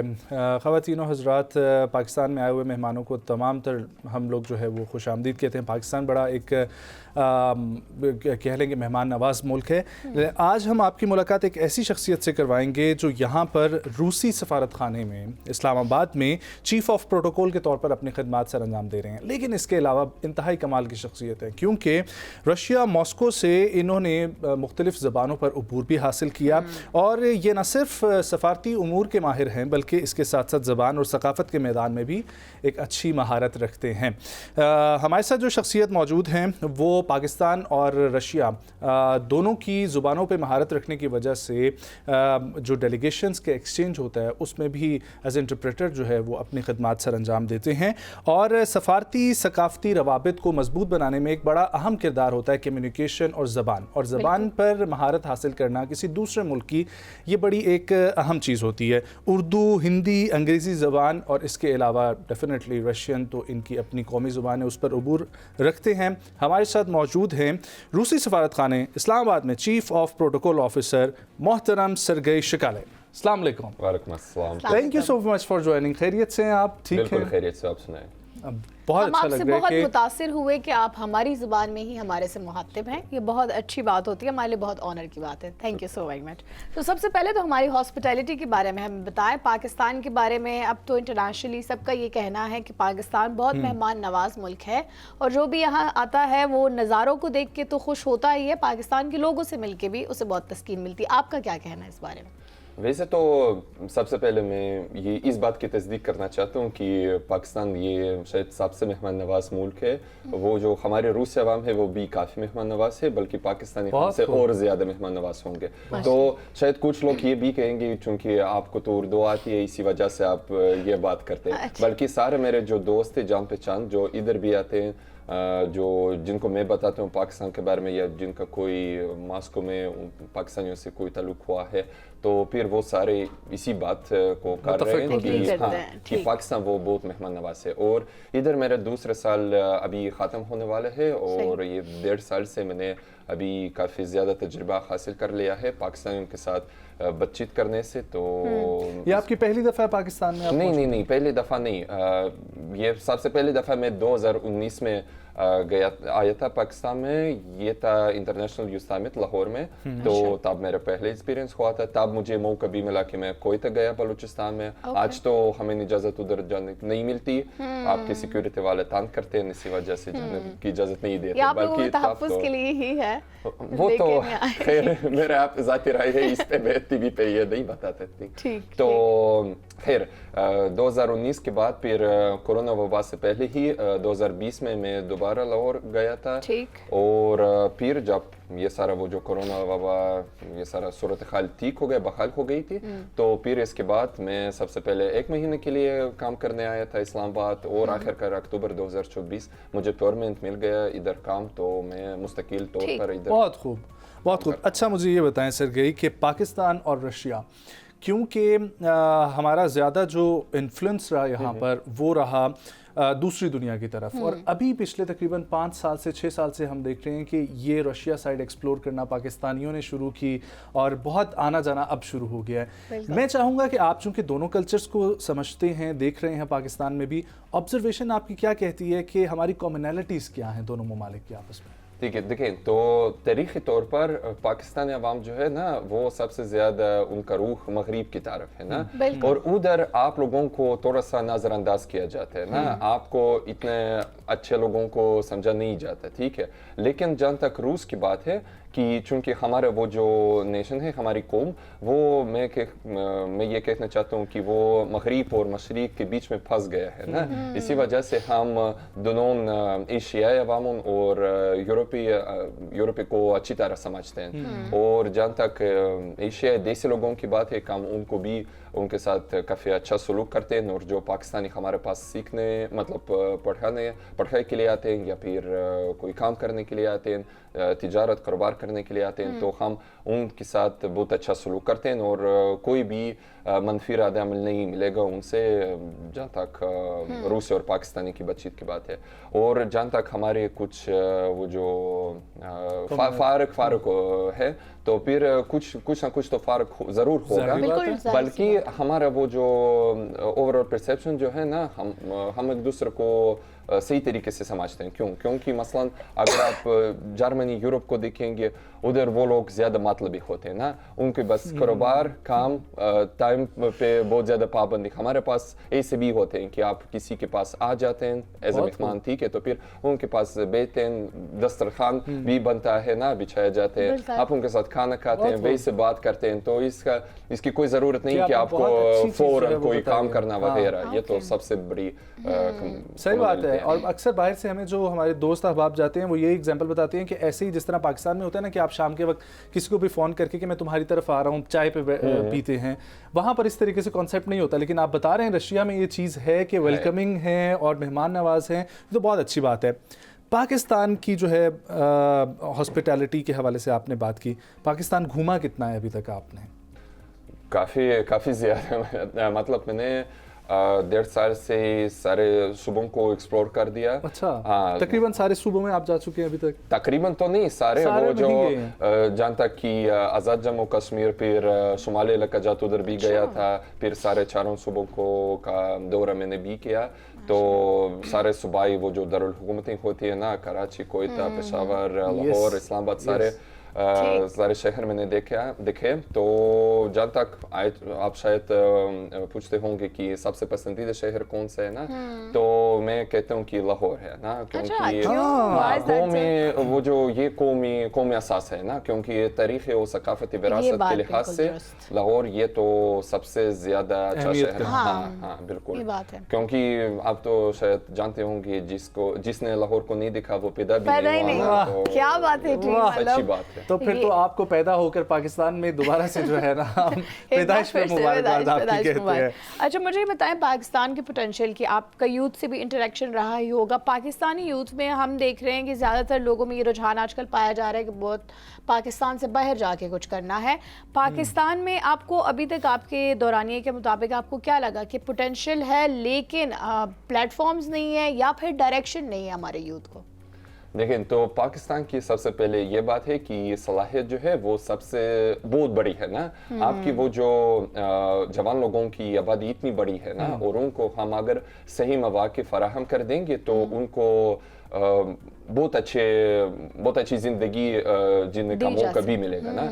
तो जहाँ तक हमारी तरफ रूस की बात है, तो हमारे ये तस्वुर है कि हम पाकिस्तानी तलबा को सिखाना चाहते हैं ताकि वो फिर वापस आके इधर इस मुल्क की फलाह व बहबूद के लिए काम करें। क्योंकि मगरिबी ममालिक का क्या अप्रोच होता है ना कि वो आपके सबसे बेहतरीन जहन जो होते हैं ना, सबसे बेहतरीन जवान वो इधर से छीनना चाहते हैं, फिर उधर वो चले जाएंगे। सही बात है कि वो इधर से अपने ख़ानदान से तल्लुकात तो बरकरार रखेंगे, बल्कि फिर भी वो उधर ही होंगे, बल्कि वो इधर की मईशत को बरकरार नहीं देंगे ना।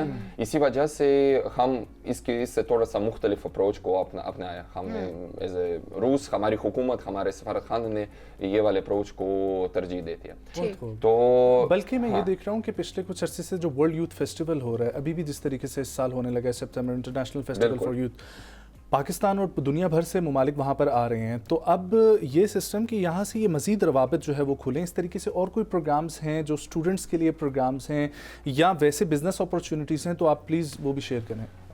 जी देखिए, जहाँ तक ये वाला बैनुल-अक़वामी फोरम आप बात कर रहे हैं, अफसोस की बात यह है कि बस कल ही एप्लीकेशन क्लोज हो चुके हैं ना, बल्कि फिर भी आप वेटिंग लिस्ट में एप्लीकेशन सबमिट करवा सकते हैं। कोई रिजेक्ट करता है तो वैकेंट होती है स्पेस, तो इधर ये भी काफ़ी बड़े अफसोस की बात है कि उनकी किसी न किसी तरह की मोनोपोली है, क्योंकि उधर काउंटर पार्ट जो है पाकिस्तान में इस फोरम के लिए जिम्मेदार है वो सिर्फ एक कंपनी है, बल्कि पाकिस्तान में इससे कहीं ज़्यादा और इस तरह के मुआशरे होते हैं, सोसाइटीज़ होते हैं। और मसलन हमारे यूरेशियन वो जो फोरम ऑफ यूनाइटेड नेशन जो नहीं वो मैं बताता हूँ कि Eurasian forum of peoples friendship होते हैं ना, ऑफ पाकिस्तान, जो इधर काम करता है। तो उनके लिए ये भी काफ़ी अच्छे मौके फराहम करते हैं, वो तलबा को भी रूस भिजवाते हैं ताकि वो इधर तालीम हासिल कर लें। और हमारे राय में ये भी हो सकता है कि इस तरह के मुआशरे उनका वो जो फोरम है या फिर दूसरे फोरम वो भी इस तरह के, जैसे कि बैनुल-अक़वामी यूथ फेस्टिवल, अपने उम्मीदवारों को भी भिजवा दें इस तरह। इस साल लाहौर में बसंत मनाई आपने? नहीं आया, क्योंकि सिक्योरिटी की वजह से उन्होंने हमें मना कर दिया, क्योंकि उधर बहुत लेकिन ज्यादा दिल था आपका पूरा बसंत। हाँ बिल्कुल, मेरे दिल तो है ना। अगले साल अगर आपके, मैं नहीं इशारा दिखाऊंगा कौन, तो वो नहीं हमें अगर मना नहीं कर देंगे तो फिर हम इंशाल्लाह जरूर करेंगे। सबसे बेहतरीन जो है ना वो खानों के हवाले से तो जरा बताएं, कौन सा बेहतरीन खाना लगा, कहाँ का? पेशावर वैसे विजिट किया है आपने? नमक मंडी के उधर की एक नमक, क्या बात है। मेरे ख्याल से इन्होंने जितना पाकिस्तान घूमा है, पाकिस्तानियों ने नहीं पाकिस्तान के बारे में पता है, इतना शायद पाकिस्तानियों, बहुत सारे पाकिस्तानियों को नहीं पता होगा। सो बताएं, फूड के लिहाज से सबसे अच्छा खाना, लजीज खाना आपको कहाँ का लगा? तो सबसे पहले मैं ये बताना चाहता हूँ कि आम रूसी लोगों के लिए पाकिस्तानी खाना वो स्पाइसी लगेगा, मिर्ची लगेगा, अच्छा। बल्कि मेरे तो जायका भी बन चुका है ना पाकिस्तानी बनाने के बाद, तो इसी वजह से मुझे सबसे ज्यादा चिकन मलाई बहुत ही पसंद आती है और इसके अलावा चिकन वाइट कराई वो जो चूंकि मलाई के साथ बिल्कुल। अच्छा, सो आपको मलाई से थोड़ी कड़ी उसके सी अंदर होती है ना। ठीक ठीक ठीक। अच्छा, मुझे ये बताएं कि आपने उर्दू पे इतना अबूर, आपकी उर्दू बहुत अच्छी है माशाल्लाह, बहुत महारत रखते हैं आप उर्दू में, ऐसे अल्फाज आप बोल रहे हैं जो कि यहाँ आम जो हैं लोगों को, मेरे ख्याल से हमारे यहाँ के लोग भी आजकल बहुत अंग्रेज बने फिरते हैं, तो बहुत सारे लोगों को नहीं आती। कल्चर आप जो है वो वहाँ से पहले से ही आपको आती थी या फिर 2019 में जब आपका पहला पाकिस्तान आना हुआ तब आपने सीखनी शुरू की? देखें तो मेरी तालीम वो है मास्को के बिन-उल-अक़वामी तल्लुकात की यूनिवर्सिटी से है, तो मतलब मैंने उधर से बैचलर डिग्री और मास्टर डिग्री हासिल कर लिए हैं और वो है इलाक़ाई मुताला में, मतलब रीजनल स्टडीज़। तो फिर हमारे ऐसे ही निज़ाम चलता है, जब आप किसी गैर मुल्क में काम करना चाहते हैं ना, तो सिफारतकार बनना चाहते हैं, तो ज़रूर आपको उस मुल्क की ज़ुबान आती होगी ना।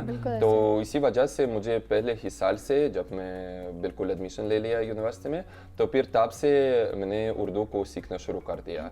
और ये था 2018 में, मतलब कि जब मैं 2019 में पाकिस्तान पहले दफ़ा आया था, तो ये मेरा दूसरा साल था पढ़ाई का। अच्छा, माशाल्लाह, मतलब आप पहले से ही उर्दू सीख के बैठे हुए थे। अच्छा, ये बताएं कि अगर सपोज़ यहाँ से कोई बच्चे वहाँ जाके पढ़ाई के लिए जाना चाह रहे हैं, सो रशियन लाजमी है उनके लिए सीखनी ज़बान, या फिर उर्दू और अंग्रेज़ी भी चल जाएगी?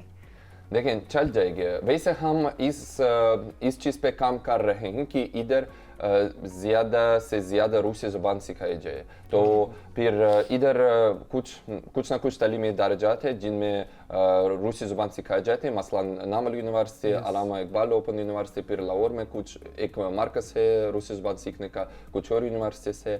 इसके अलावा अभी स्कूल्स में हम भी प्रोग्राम चलाना चाहते हैं, मसलन सबसे पहला इदारा है इस्लामाबाद में जिसमें बच्चों के लिए रूसी ज़ुबान पढ़ाई जाती है, ये है I8 में बॉयज़ कॉलेज, इसमें आपके बच्चे सीख सकते हैं रूसी ज़ुबान को।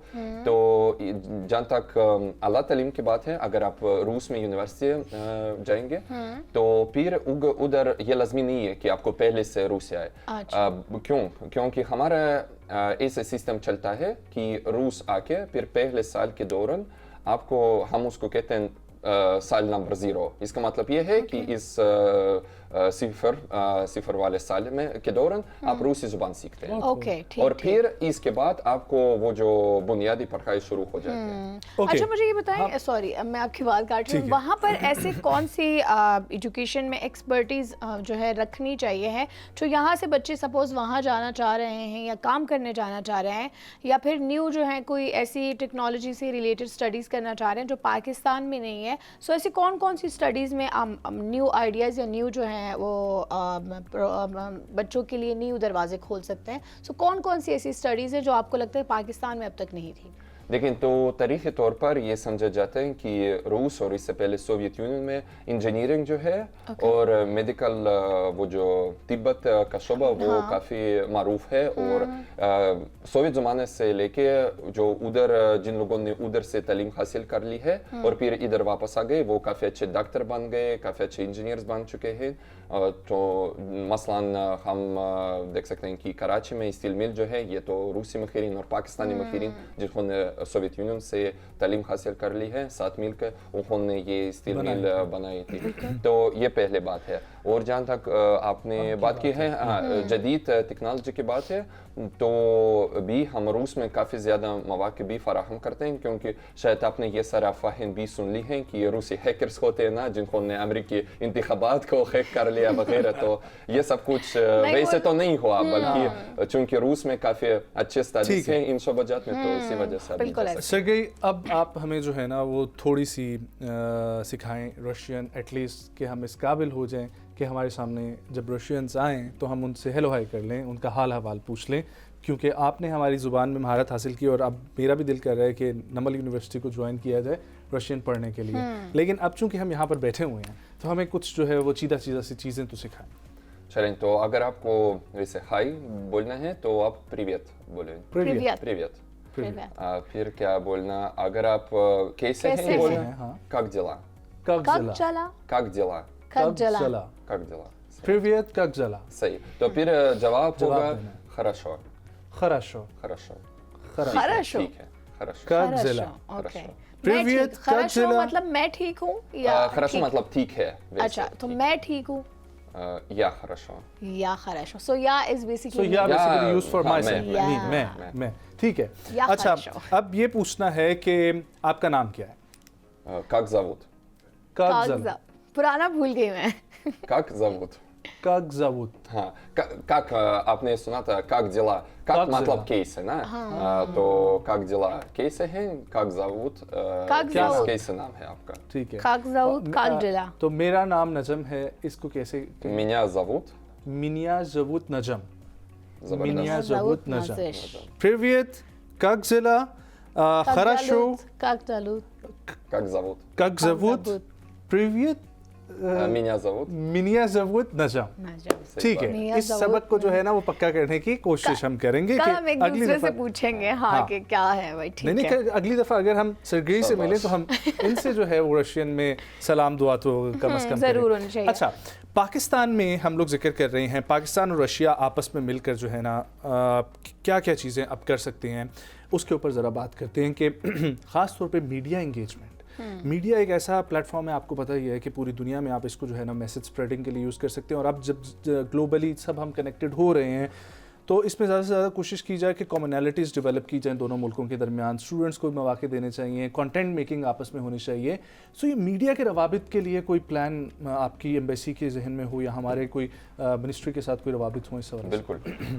अभी हम देख रहे हैं कि वो जो दुनिया की जो भी जंग हो ना वो ना सिर्फ मैदान जंग में हो रहा है बल्कि इसके अलावा वो मालूमाती मैदान में भी हो रहा बिल्कुल है. ऐसे. और वो जो प्रोपेगेंडा है, वो जो फेक न्यूज़ है, वो बहुत ज़्यादा तेज़ी से और बहुत ज़्यादा बड़े पैमाने पे फैलाया जाता है ना. तो इसी वजह से हम हमारी हुकूमत इस पे बहुत ज़्यादा तरजीह देती है. ज़रूर हम अभी थोड़ा सा, मैं इस बात को इतराफ़ करूँगा, थोड़ा सा पसमंदा सूरत हाल में है ना, क्योंकि मगरिब में ये सारा प्रोपेगेंडा वो कहीं ज़्यादा बड़े अरसे से चलता रहता है. हमने बस थोड़े अरसे पहले ये सब कुछ शुरू कर दिया था. तो अभी हमारा वो जो रशिया टुडे चैनल है, ये जैसे कि CNN, BBC होते हैं, अल जज़ीरा होते हैं, मतलब वो दुनिया भर के लिए रूस का मौक़िफ़ चलाते हैं ना. तो इसी वजह से हम रशिया टुडे और अलग अलग चैनल्स दुनिया भर में उनको एक दूसरे से मिलाना चाहते हैं. तो मसलन पाकिस्तान में उनकी शरकत दारी है आपके स्टेट चैनल के साथ, तो उनकी शरकत दारी पे मुआहिदा दस्तखत कर दिया गया है. और इसके अलावा हम छोटे छोटे मीडिया आउटलेट्स जो है उनके लिए हर किसी के लिए अपना अपना शरकत दार चुनने की भी कोशिश करते हैं. और मसलन पिछले साल नवंबर में हमारा बैनुल हुकूमती कमीशन बराए तिजारत व इक़्तिसादी ताउन था, उनका 10वां इजलास मुनाकिद किया गया था इस्लामाबाद में.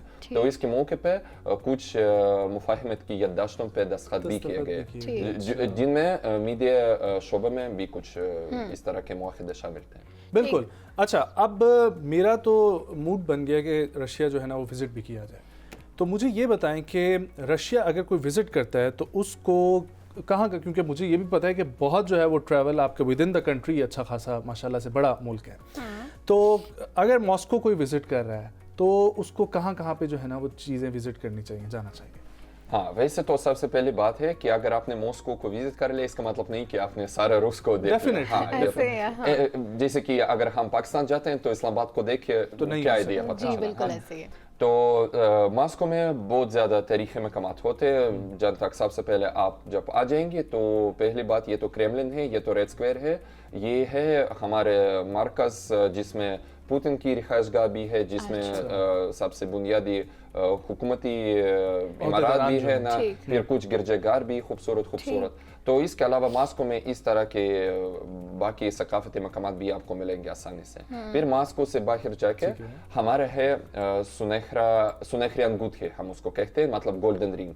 तो मॉस्को के आसपास जो शहर है एक गोल्डन रिंग बनाया. हाँ, तो ये पुराने ज़माने से जब हमारे प्रिंस स्टेट थे ना, मतलब कि एक मुत्तहिद मुल्क हम नहीं थे, बल्कि तकरीबन 16वीं सदी से पहले हम अलग अलग स्टेट्स थे ना।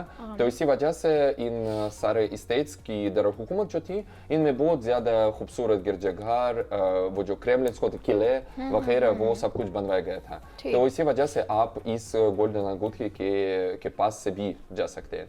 और अगर आपको ज़्यादा यूरोपीय फ़न तमीर देखनी है तो आपको सेंट पीटर्सबर्ग जाना है। सेंट पीटर्सबर्ग ये तो हमारा दूसरा सबसे बड़ा शहर है, और ये हम उसको कहते हैं कि ये हमारी शुमाली दारुल हुकूमत है। क्यों? क्योंकि इसमें वो सोवियत ज़माने से पहले जब बचाहियत थी तो तब ये असली वाले दारुल हुकूमत थी। और इसके अलावा इसमें सारे यूरोपीय स्टाइल वाले इमारत आपको मिलेंगे, जैसे कि इटली फ्रांस में होते हैं, ये सब कुछ आप देख पाएंगे सेंट पीटर्सबर्ग में। और अगर आपको एशियाई वाले हिस्से में जाना, क्योंकि आपको पता होगा कि हमारे मुल्क दो हिस्सों में मुंतक़सिम है ना, यूरोपीय और एशिया में। तो एशिया में आपको ज़्यादा कुदरती वाली चीज़ें मिलेंगी, जैसे कि साइबेरिया, ये हमारे सबसे बड़ा जंगलात है। फिर इसके अलावा पहाड़ बहुत ज़्यादा है, अगर आपको कोहे पैमाए का शौक है तो फिर आप उधर जा सकती हैं।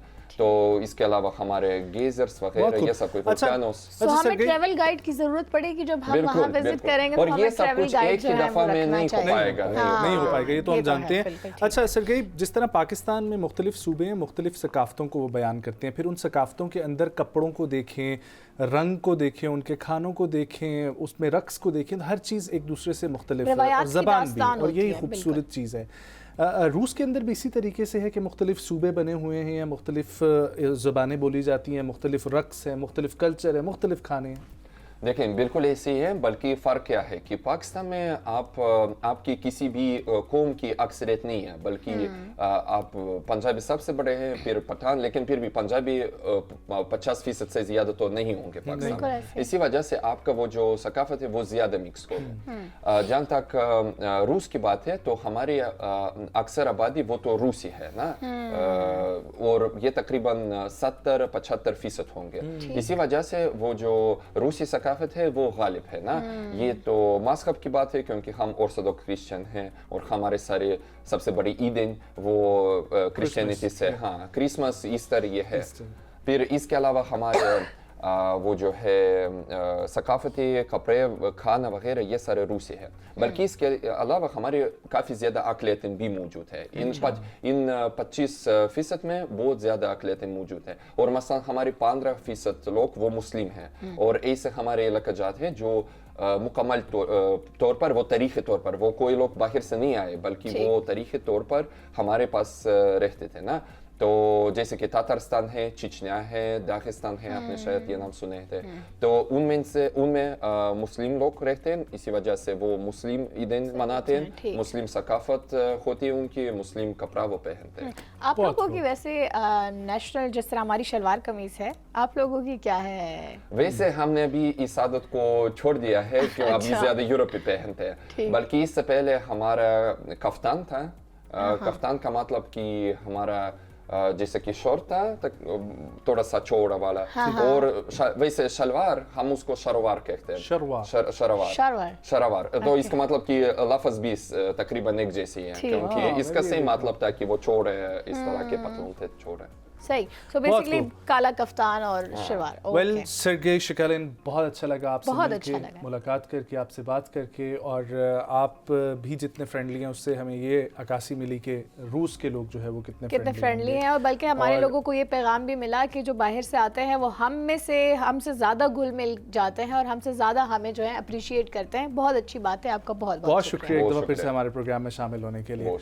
वैसे लास्ट में आखिर में जाते हुए, आज ये मजदूर है, उस दिन के बारे में क्या कहना चाहेंगे? बिल्कुल एक पैगाम था। तो शायद आपको पता होगा कि ये मजदूर तारीख जो है ना, वो सोवियत ज़माने से आ गई, क्योंकि ये बेसिकली वो जो कम्युनिस्ट कॉन्सेप्ट है ना, इसी वजह से हम शायद दूसरे अवाम के मुकाबले में इस त्यौहार को ज़्यादा से ज़्यादा मनाते हैं ना। तो इसके अलावा हम इसके मौके पर कुछ खुसूसी गैदरिंग्स भी करवाते हैं, हमारे रूस में जलसे होते हैं, क्योंकि हम यौम मजदूर के हुकूक पे बहुत ज़्यादा तवज्जो देते हैं, और جہاں تک روس اور پاکستان کے تعاون کی بات ہے تو اس تہوار آپ کو بھی پتہ ہوگا کہ اگر آپ کے مزدور ہمارے پاس آ جائیں گے تو ان کے سارے حقوق کی تحفظ کی جائے گی. بہت خوب, بہت شکریہ سرگئی شامل ہونے کے لیے پروگرام میں. خواتین و حضرات, پاکستان اور رشیا کے تعلقات آپ کے اور ہمارے سامنے ہیں, لیکن اچھی بات یہ ہے کہ پچھلے 5-6 سالوں میں یہ روابط مزید جو ہے وہ مستحکم کی جانب بڑھے ہیں اور تیزی آئی ہے اس میں, اور پاکستان اور روس کے درمیان بزنس وینچرز ہوں, اسٹوڈنٹس کے پروگرامز ہوں, ان میں اضافہ ہوا ہے. اور یہ جو اس سال اور ہر سال جو ورلڈ یوتھ فیسٹیول ہوتا ہے وہ بھی اسی لیے ہوتا ہے تاکہ انٹریکشن زیادہ سے زیادہ بڑھ سکے. تو اگلا اگر آپ نے کوئی ٹرپ پلان کرنا ہے تو کوشش کریں کہ رشیا کا جو ہے وہ ٹرپ پلان کریں, آپ کو بہت مزہ آئے گا. بہت سارے فیلوشپس پروگرامز بھی ہوتے ہیں, اس کے لیے بھی ضرور اپلائی کریں. ایک چھوٹا سا وقفہ شامل کرتے ہیں, واپس آئیں گے, ہمارے ساتھ رہیں.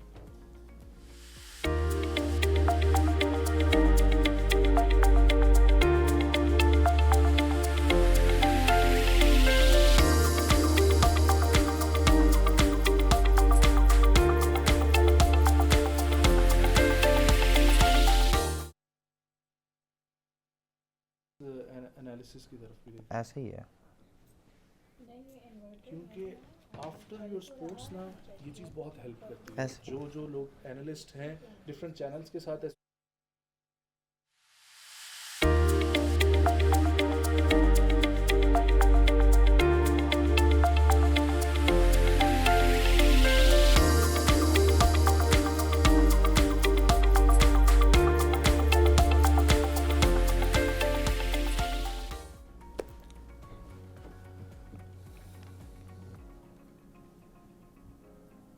Welcome back viewers. اس سیگمنٹ میں ہم لوگ بات کریں گے اسپورٹس سے ریلیٹڈ, اور آج جو ہمارے مہمان ہیں وہ پاکستان کے کرکٹ سے ان کا تعلق ہے, اور پاکستانی کرکٹ میں کافی عرصے سے کھیل رہے ہیں, بچپن سے. اور یہ چیز بہت ضروری ہوتی ہے کہ کوئی بھی اسپورٹس ہو, جب اس کو بچپن سے اپنایا جاتا ہے تبھی آپ ملک کی نمائندگی کر سکتے ہیں. اور ان جو آج ہمارے ساتھ مہمان موجود ہیں انہوں نے مختلف جونیئرز ٹیمز میں پاکستان کی نمائندگی کی ہے, جس میں انڈر 16 ٹیم کے ساتھ انگلینڈ کا دورہ کیا جہاں انہوں نے غیر ملکی کنڈیشنز میں اپنی مہارت جو ہے وہ دکھائی. اس کے علاوہ انڈر 17 ٹیم کے ساتھ دبئی کا دورہ کیا جہاں ان کے کریئر کا اہم حصہ رہا اور جس میں ان کی کھیل کی جو ہے وہ پختگی ہوئی. انڈر 19 کی سطح پر ذیشان ملک نے جو ہے وہ کارکردگی کے خاص طور پر جو ہے وہ قابل ذکر رہی. انہوں نے کینیا, دبئی اور سری لنکا دورہ میں پاکستان انڈر 19 ٹیم کی نمائندگی کی اور بہترین کھیل پیش کیا. اور یہی نہیں بلکہ انڈر 19 ورلڈ کپ میں بنگلہ دیش کے خلاف پاکستان ٹیم کی قیادت کرنے کا بھی اعزاز ان کو حاصل رہا. پاکستان کے ابھرتے ہوئے ستارے ہیں اور انڈر 23 انڈر یعنی کہ 23 کی ٹیم کے ساتھ ایشیا کپ سری لنکا میں شرکت کی جہاں انہوں نے اپنی کارکردگی کو مضبوط بنایا. ان کا جو پی ایس ایل کا سفر تھا اس حوالے سے اگر ہم ذکر کریں تو لاہور قلندرز کے ساتھ آسٹریلیا کے دورے کا بھی موقع ملا, جبکہ پاکستان شاہینز کے ساتھ نیوزی لینڈ میں بھی اپنی صلاحیتوں کا بھرپور مظاہرہ کیا. ڈومیسٹک کرکٹ جتنی مضبوط ہوگی اتنا ہی ہمارا پلیئر مضبوط ہوگا. ڈومیسٹک اور لیگ کرکٹ میں بھی انہوں نے بہت زیادہ کرکٹ کھیلی ہے اور لاسٹ پی ایس ایل کے سیزن میں کراچی کنگز کی نمائندگی کر رہے تھے. ہمارے ساتھ موجود ہیں پاکستان کے کرکٹر ذیشان ملک. السلام علیکم Zeeshan, thank you so much for joining. خیریت سے ہیں آپ؟ الحمدللہ, شکر. اور سیڈلی یہ میں بھی کہنا چاہوں گا جو کہ مجھے لگتا ہے کہ ایک سپورٹس پرسن کے لیے کتنا یہ دکھی بات ہوتی ہوگی کہ آج کل یہ سپورٹس اپنی اس وجہ سے بریک پر ہیں کیونکہ ان کی نی انجری ہوئی ہے اور یہ سیکنڈ ٹائم ان کی نی انجری ہوئی ہے جس کی وجہ سے جو ہے ان کو مشکلات کا جو ہے وہ سامنا کرنا پڑا ہے اس وقت. لیکن ماشاءاللہ سے آپ کا کریئر میں نے جو دیکھ رہا ہوں بچپن سے کرکٹ کے ساتھ لگاؤ اور کنٹینیوسلی پاکستان ٹیم میں انڈر 16, 17, 18, 19, 23 پاکستان ڈومیسٹک کرکٹ کھیلے, پی ایس ایل کھیل رہے ہیں, لیگز میں جا رہے ہیں. کیسا رہا ایز اے کرکٹر ابھی تک کا سفر؟ الحمدللہ بہت زبردست, اور اسپورٹس مین کی لائف ہی بہت زبردست ہوتی ہے. مزے آتے ہیں, لائک ٹورس پہ جانا, کنٹری کو ریپرزینٹ کرنا, سب کچھ لائک بہت امیزنگ ہوتا ہے. کرکٹ کا شوق تھا بچپن سے؟ شوق تو نہیں تھا, بس شوق نہیں تھا, بڑے بھائی کو بہت شوق تھا. بڑا بھائی مجھے ایز اے یوز کرتا تھا ایز اے بالر یا ایز اے بیٹسمین کہ وہ میرے ساتھ ٹچ میں رہے, وہ کھیلتا رہے. تو لائک مجھے جتنی کرکٹ سکھائی بھی ہے میرے بڑے بھائی نے سکھائی ہے. ایون کہ ہم نے چھت سے کھیلنا شروع کیا, پھر ٹیپ بال کھیلنا شروع کیا, تو لائک ایسے ہی کرکٹ کا اسٹارٹ میں آپ کی فیملی نے, کیونکہ موسٹلی ایسے ہی ہوتا ہے جب لڑکوں کو کرکٹ کھیلنے کا بہت شوق ہوتا ہے یا اس کو ایز اے کریئر اپنانا چاہتے ہوتے ہیں تو والدین کہتے ہیں یہ بھی کوئی کریئر ہے بھلا, کیونکہ میرے بھائی کو بھی یہی سننے کو ملا تھا, he was a very good fast bowler. So آپ کو بھی یہ ساری چیزیں فیس کرنی پڑی یا نہیں, آپ کی فیملی بہت سپورٹیو تھی؟ نہیں, ایسے ہی ہے, شروع میں تو ایسے ہی تھا. بھائی کی وجہ سے کھیلنا شروع کی, اور بھائی میرا سافٹ ویئر انجینئر تھا. بھائی مجھے فوکس کروا رہا تھا کہ پڑھو پڑھو اسٹڈیز کرو, آپ نے بھی انجینئر بننا ہے آل دیٹ. تو بس لیکن بیچ میں میرا شوق تھا, میں پارٹ ٹائم اسکول جانا, کالج جانا, اور شارٹ ٹائم تھوڑی کرکٹ کے ساتھ ٹچ تھا. تو پھر بھائی نے تھوڑا سا سپورٹ کیا. بھائی نے کہا ماشاء اللہ سے آپ کے جو ہے نا کریئر جب دیکھتا ہوں نا, اس میں پھر جس طریقے سے ہماری یہاں پر کشمیر پریمیئر لیگ میں بھی میں دیکھ رہا ہوں, باغ اسٹیڈیم سے, راولا کوٹ سے, جو ہے سندھ پریمیئر لیگ سے بھی آپ کھیل رہے ہیں اور کامیابیاں ہیں. اور یہ بیٹسمین شپ کی طرف یہ کیسے جو ہے وہ آنا ہوا, یہ اپنی صلاحیت کا بچپن میں ہی جو ہے وہ پتہ لگ گیا کہ میں بیٹسمین ہی ہوں اور باقی جو ہے وہ یا پھر صرف آپ کو بیٹ سے ہی شوق تھا؟ بہت سارے بچے ہوتے ہیں نا بس بیٹ دے تو بیٹ دے تو. نہیں ایسا نہیں ہے. میں نے جب کرکٹ سٹارٹ کی ٹیپ بال کھیلتا تھا, میں یوزلی فاسٹ بال بھی کرتا تھا, بیٹنگ کے ساتھ ساتھ فاسٹ بولنگ. پھر جب کلب میں گیا بیٹنگ کے ساتھ لیگ اسپن. پھر جب کلب میں جا کے انٹروڈیوس ہوا, کوچز نے دیکھا, انہوں نے میری بیٹنگ دیکھی کہ اسٹرانگ ہے, تو انہوں نے مجھے ایز اے بیٹسمین, اور like I was middle order batsman, so انہوں نے سڈنلی مجھے اپ گریڈ کر دیا, اوپنر ون ڈاؤن کھلانا شروع کر دیا کلب کرکٹ میں. تو وہاں سے پھر لائک میں نے اپنی لیگ اسپن اور فاسٹ بولنگ کو چھوڑ کے صرف بیٹسمین بننا چوز کیا. Let's talk about your struggle, کیونکہ کسی بھی جو ہے وہ شخص جو کامیابی حاصل کرتے ہیں اس کے پیچھے ایک بھرپور اسٹرگل ہوتی ہے. تو میں چاہوں گا کہ وہ ہمارے ناظرین کے ساتھ شیئر کریں اور وہ تمام اپ برنگنگ کرکٹرز کے ساتھ شیئر کریں کہ کتنا مشکل وقت آپ نے دیکھا. ایسے ہی ہے, اسٹارٹ میں تو سب کے لیے, اسٹوڈنٹس کے لیے مشکل ہوتا ہے. سب کو گھر سے یہی ہوتا ہے کہ اسٹڈیز کرو, اسٹڈیز پہ فوکس کرو, کچھ بننا ہے. تو اسپورٹس میں اتنی زیادہ انوالومنٹ نہیں ہوتی کسی کی بھی, کیونکہ ہماری فیملی سے بھی کوئی اسپورٹس مین نہیں تھا. تو بس میں نے کرکٹ سٹارٹ کی, میرے بڑے بھائی کو کرکٹ کا شوق تھا. میں پھر بتا رہا ہوں, انہوں نے مجھے تھوڑا سا سپورٹ کیا کہ اگر کرکٹ کھیلنی ہے تو میں ٹیپ بال کھیلا کرتا تھا. تو کرکٹ کھیلنی ہے تو اچھے لیول پہ کھیلو, کلب میں ایڈمیشن لو اور پراپر کرکٹ کھیلو. تو پھر بس میں نے وہاں سے کلب جوائن کیا اور کرکٹ سٹارٹ کی, اور آئی واز لائک گڈ, سو مجھے اپرچونیٹیز جلدی مل گئی. ٹھیک. تو آپ کے بھائی جو شوق جن کو تھا کرکٹ کھیلنے کا, اور آپ جو ہیں سلیکٹ ہو گئے, اب اچھا کھیل رہے ہیں اور ڈفرینٹ ٹورز کر رہے ہیں, سو وہ کیا ان کی ابھی بھی کیا سپورٹ ہوتی ہے یا وہ کیا فیل کرتے ہیں, یہ بتائیے گا بھائی. بالکل لائک ہماری بہت زیادہ ڈیپلی ڈسکشن ہوتی ہے. ایون کہ جب میں ڈومیسٹک گیمز میں بھی آؤٹ ہو کے آتا تھا یا پرفارم نہیں کر رہا ہوتا تھا, بیڈ ٹائم چل رہا ہوتا تھا, تو اس ٹائم بھی وہ بھائی میرا مجھے بڑا مینٹلی گروم کر رہا ہوتا تھا, مینٹلی سپورٹ کر رہا ہوتا تھا, لائک مجھے گرنے نہیں دیتا تھا. مجھے بتاتا تھا کہ بھائی ٹائم لے لو, ایسے کھیل لو, اس شاٹ پہ اسٹرگل کر رہو, یہ کر لو.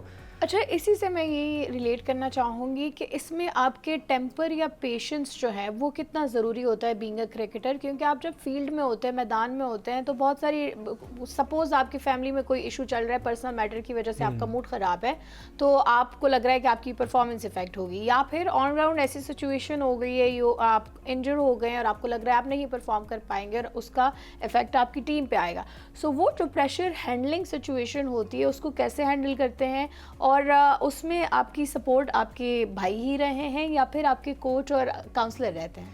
نہیں, ایکچولی ایسا ہوتا ہے نا کہ ہمیں جب لائک پروفیشنل کرکٹ میں ان ہو جاتے ہیں, جب لائک جس طرح میرا سٹارٹ کا ہی ٹور تھا, لائک 2013 میں نے پہلے سال ہی میں نے انگلینڈ کا ٹور کر لیا, تو مجھے لائک اکیڈمی کے لیے کال آ گئی, نیشنل کرکٹ اکیڈمی کے لیے. تو وہاں پہ ہمارے ساتھ کوچز, اینالسٹ, فزیو تھراپسٹ, سب پوری ٹیم مینجمنٹ انوالو ہوتی ہے, سب ہوتی ہے. تو لائک ہمیں مینٹلی ہی ایسا انڈر 16 لیول سے ہی ایسا گروم کیا جاتا ہے, پریپیئر کیا جاتا ہے کہ آپ کو آن اینڈ آف چیزیں سوئچ کرنی پڑیں گی. اگر آپ کے ساتھ کچھ بھی مسئلہ چل رہا ہے گھر کا ہے, تو روپ کے اندر آپ آئے ہو تو آپ کا مائنڈ وہاں پہ نہیں ہونا چاہیے. اگر آپ کا مائنڈ, آپ کی کنسنٹریشن وہاں پہ ہوگی تو آپ پرفارم نہیں کر سکتے. اچھا, آپ کو کہیں پہ بھی ہلکا سا بھی ہوگا, مائنڈ آپ کا ڈائیورٹ ہوگا, تو آپ اپنی گیم سے ڈائیورٹ ہو جائیں گے. تو ایسا ہی ہے کہ مجھے لائک میں نے, جیسا کہ آپ نے میرے اسٹارٹس دیکھے ہیں, لائک انڈر 16 لیول سے میں آنے لگ گیا, کنٹینیوسلی آنے لگ گیا. تو مجھے لائک یہی تھا کہ آن اینڈ آف جو like I am quick learner, سیکھا ہم نے, جلدی سیکھا کہ روپ کے اندر ہم نے پچھلی چیزوں کو بھول جانا. کیا ایکسپیرینس رہا ذیشان پاکستان کے اندر کھیلنے کا ڈومیسٹک کرکٹ, اور پھر انٹرنیشنلی پاکستان کو جب ریپرزینٹ کر کے باہر کھیلنے کا موقع ملا, انٹرنیشنل کنڈیشنز کو ایکسپیرینس کیا, وہاں کے کوچز سے, پلیئرز سے ملاقات ہوئی, سو ڈفرینس کیا فیل کیا اور سیکھنے کو کیا ملا؟ واقعی یہ بہت اچھا سوال ہے. لائک مجھے بہت کچھ سیکھنے کو ملا جتنا میں نے ٹورز کیے ہیں. لائک کلب کے کوچز کی مینٹلی اپروچ میں ڈفرینس ہوتا ہے. ہم NCA میں جاتے ہیں, وہاں کے کوچز کی اپروچ میں ڈفرینس ہوتا ہے. پھر اس کے بعد انٹرنیشنلی کھیلتے ہیں, جہاں لائک جاتے ہیں, ہر جگہ سے ہمیں چیزیں ڈفرینٹ سے ڈفرینٹ سیکھنے کو ملتی ہیں. اسٹرانگ کم بیک کرنا ہے. ابھی گریڈ 2 کا ہمارا ایونٹ اسٹارٹ ہونے لگا تو انشاءاللہ وہ میں اشال ایسوسیٹ سے کھیلنے جا رہا ہوں. تو انشاءاللہ. اور what about international legs? International league کی تو جو ہمارا بیسیکلی دیکھیں گریڈ 2 میں کھیلنے کے لیے جا رہا ہوں. کس لیے کھیلنے کے لیے جا رہا ہوں کہ میرا فوکس انٹرنیشنل ہے, پاکستان ہے, واپس پاکستان کے لیے کم بیک کرنا ہے. So everything is start by step you know. تو ہاں بس گریڈ 2 اسٹارٹ کروں گا, واپس ٹچ میں آنا ہے, فارم میں آنا ہے. دیٹس لیکن اس سے پہلے ایک بار مکمل طور پہ صحت یاب ہو جائے, کیونکہ بار بار انجریز سے خدا نہ خواستہ. بیکاز دیکھیں ذیشان, پتہ ہے کیا سین یہ ہوتا ہے نا کہ ایک پلیئر راتوں رات تو بنتا نہیں ہے. اور ماشاءاللہ سے جو آپ کی کارکردگی اور سٹیٹس دیکھیں تو انڈر 16 سے آن ورڈ, اور اس سے پہلے بھی ایک پورا زمانہ رہا ہوگا تب بھی انڈر 16 تک پہنچے. تو اس سے آن ورڈ پھر ہر گیم میں کھیلنا, پاکستان میں جس پلیٹ فارم پہ بھی کرکٹ ہو رہی ہے, چاہے ڈومیسٹک, چاہے PSL, Kashmir premier, Sindh premier league, آپ ان میں شامل ہو رہے ہیں, کھیل رہے ہیں. سو یہی ہے کہ ایک پلیئر اتنی محنت کے بعد ہی بنتا ہے. سو بہت سارے بیسٹ آف لک آپ کے لیے. ٹھیک ہے, اللہ آپ کو جو ہے وہ جلد ہی فٹ رکھے. بہت شکریہ پروگرام میں جو ہے شامل ہونے کے لیے. خواتین و حضرات, لاسٹ سیگمنٹ ہسٹری کی طرف ہم لوگ بڑھتے ہیں. اور آج کے دن جو ہے 1 مئی, ایک تو لیبر ڈے کے حوالے سے جانا پہچانا جاتا ہے, لیکن اس کے علاوہ کمال احمد رضوی پاکستان کے ایک بہت بڑے جو ہے وہ نامور اداکار بھی تھے, ہدایتکار بھی تھے, مزاح نگار بھی تھے, جنہوں نے اپنے منفرد انداز اداکاری اور شاندار تحریریوں سے ڈرامہ انڈسٹری میں ایک خاص مقام جو ہے وہ حاصل کیا تھا. کمال احمد رضوی کی اگر سب سے بڑی جو ہے وہ پہچان, ان کا لازوال کردار الن جو ہے وہ دیکھا جائے, آپ لوگوں کی ٹی وی اسکرین پر بھی آ رہے ہیں. اور الف نون میں جو انہوں نے یہ کردار ادا کیا, اور پھر یہ ڈرامہ پاکستان ٹیلی ویژن کی کامیاب ترین مزاحیہ ڈراموں میں سے شامل ہوا. اور ان کے دیگر مشہور تخلیقات میں آنگن ٹیڑھا شامل ہے. اس کے علاوہ انہوں نے جو تحریر کیا ڈرامہ, اس میں بھی اپنی کہانی اور کرداروں کی وجہ سے بہت مقبول ہوا, اور کئی اسٹریس ڈراموں کا بھی وہ حصہ رہے ہیں. سو آج ان کی سالگرہ ہے, اور آج ان کی سالگرہ کے موقع پر ہم انہیں خراج تحسین پیش کرتے ہیں, اور ان کی خدمات کو ہمیشہ یاد رکھا جائے گا. بالکل. اور اس سے مجھے آنگن ٹیڑھا یاد آ گیا, ویسے ہمارے گھر والے دیکھتے ہوتے تھے. میں نے بھی بچپن میں بہت سنا. ہاں, نام ضرور سنا ہے. سو یہی ہمارے اب وہ لیجنڈس ہوتے ہیں جن کو ہم تاحیات یاد رکھتے ہیں, اور ان کی وجہ سے ہی ہماری انڈسٹری کا ایک نام ہوتا ہے. ان کی ہدایت کاری, ان کی لکھاری کی وجہ سے آج تک ہمیں آنگن ٹیڑھا یاد ہے, اور اس کے پیچھے ایک میسج ہوتا تھا, ایک کانسیپٹ ہوتا تھا جو ہمارے ذہن میں نشین ہے. خواتین و حضرات, آج کے پروگرام کا وقت ختم ہوا. چاہتا ہے آپ لوگوں سے اجازت لیں گے. اپنا بہت سارا خیال رکھیں, ویکینڈ کو انجوائے کریں. ملاقات ہوگی آپ سے منڈے کو. انشاءاللہ, اللہ نے کے بعد.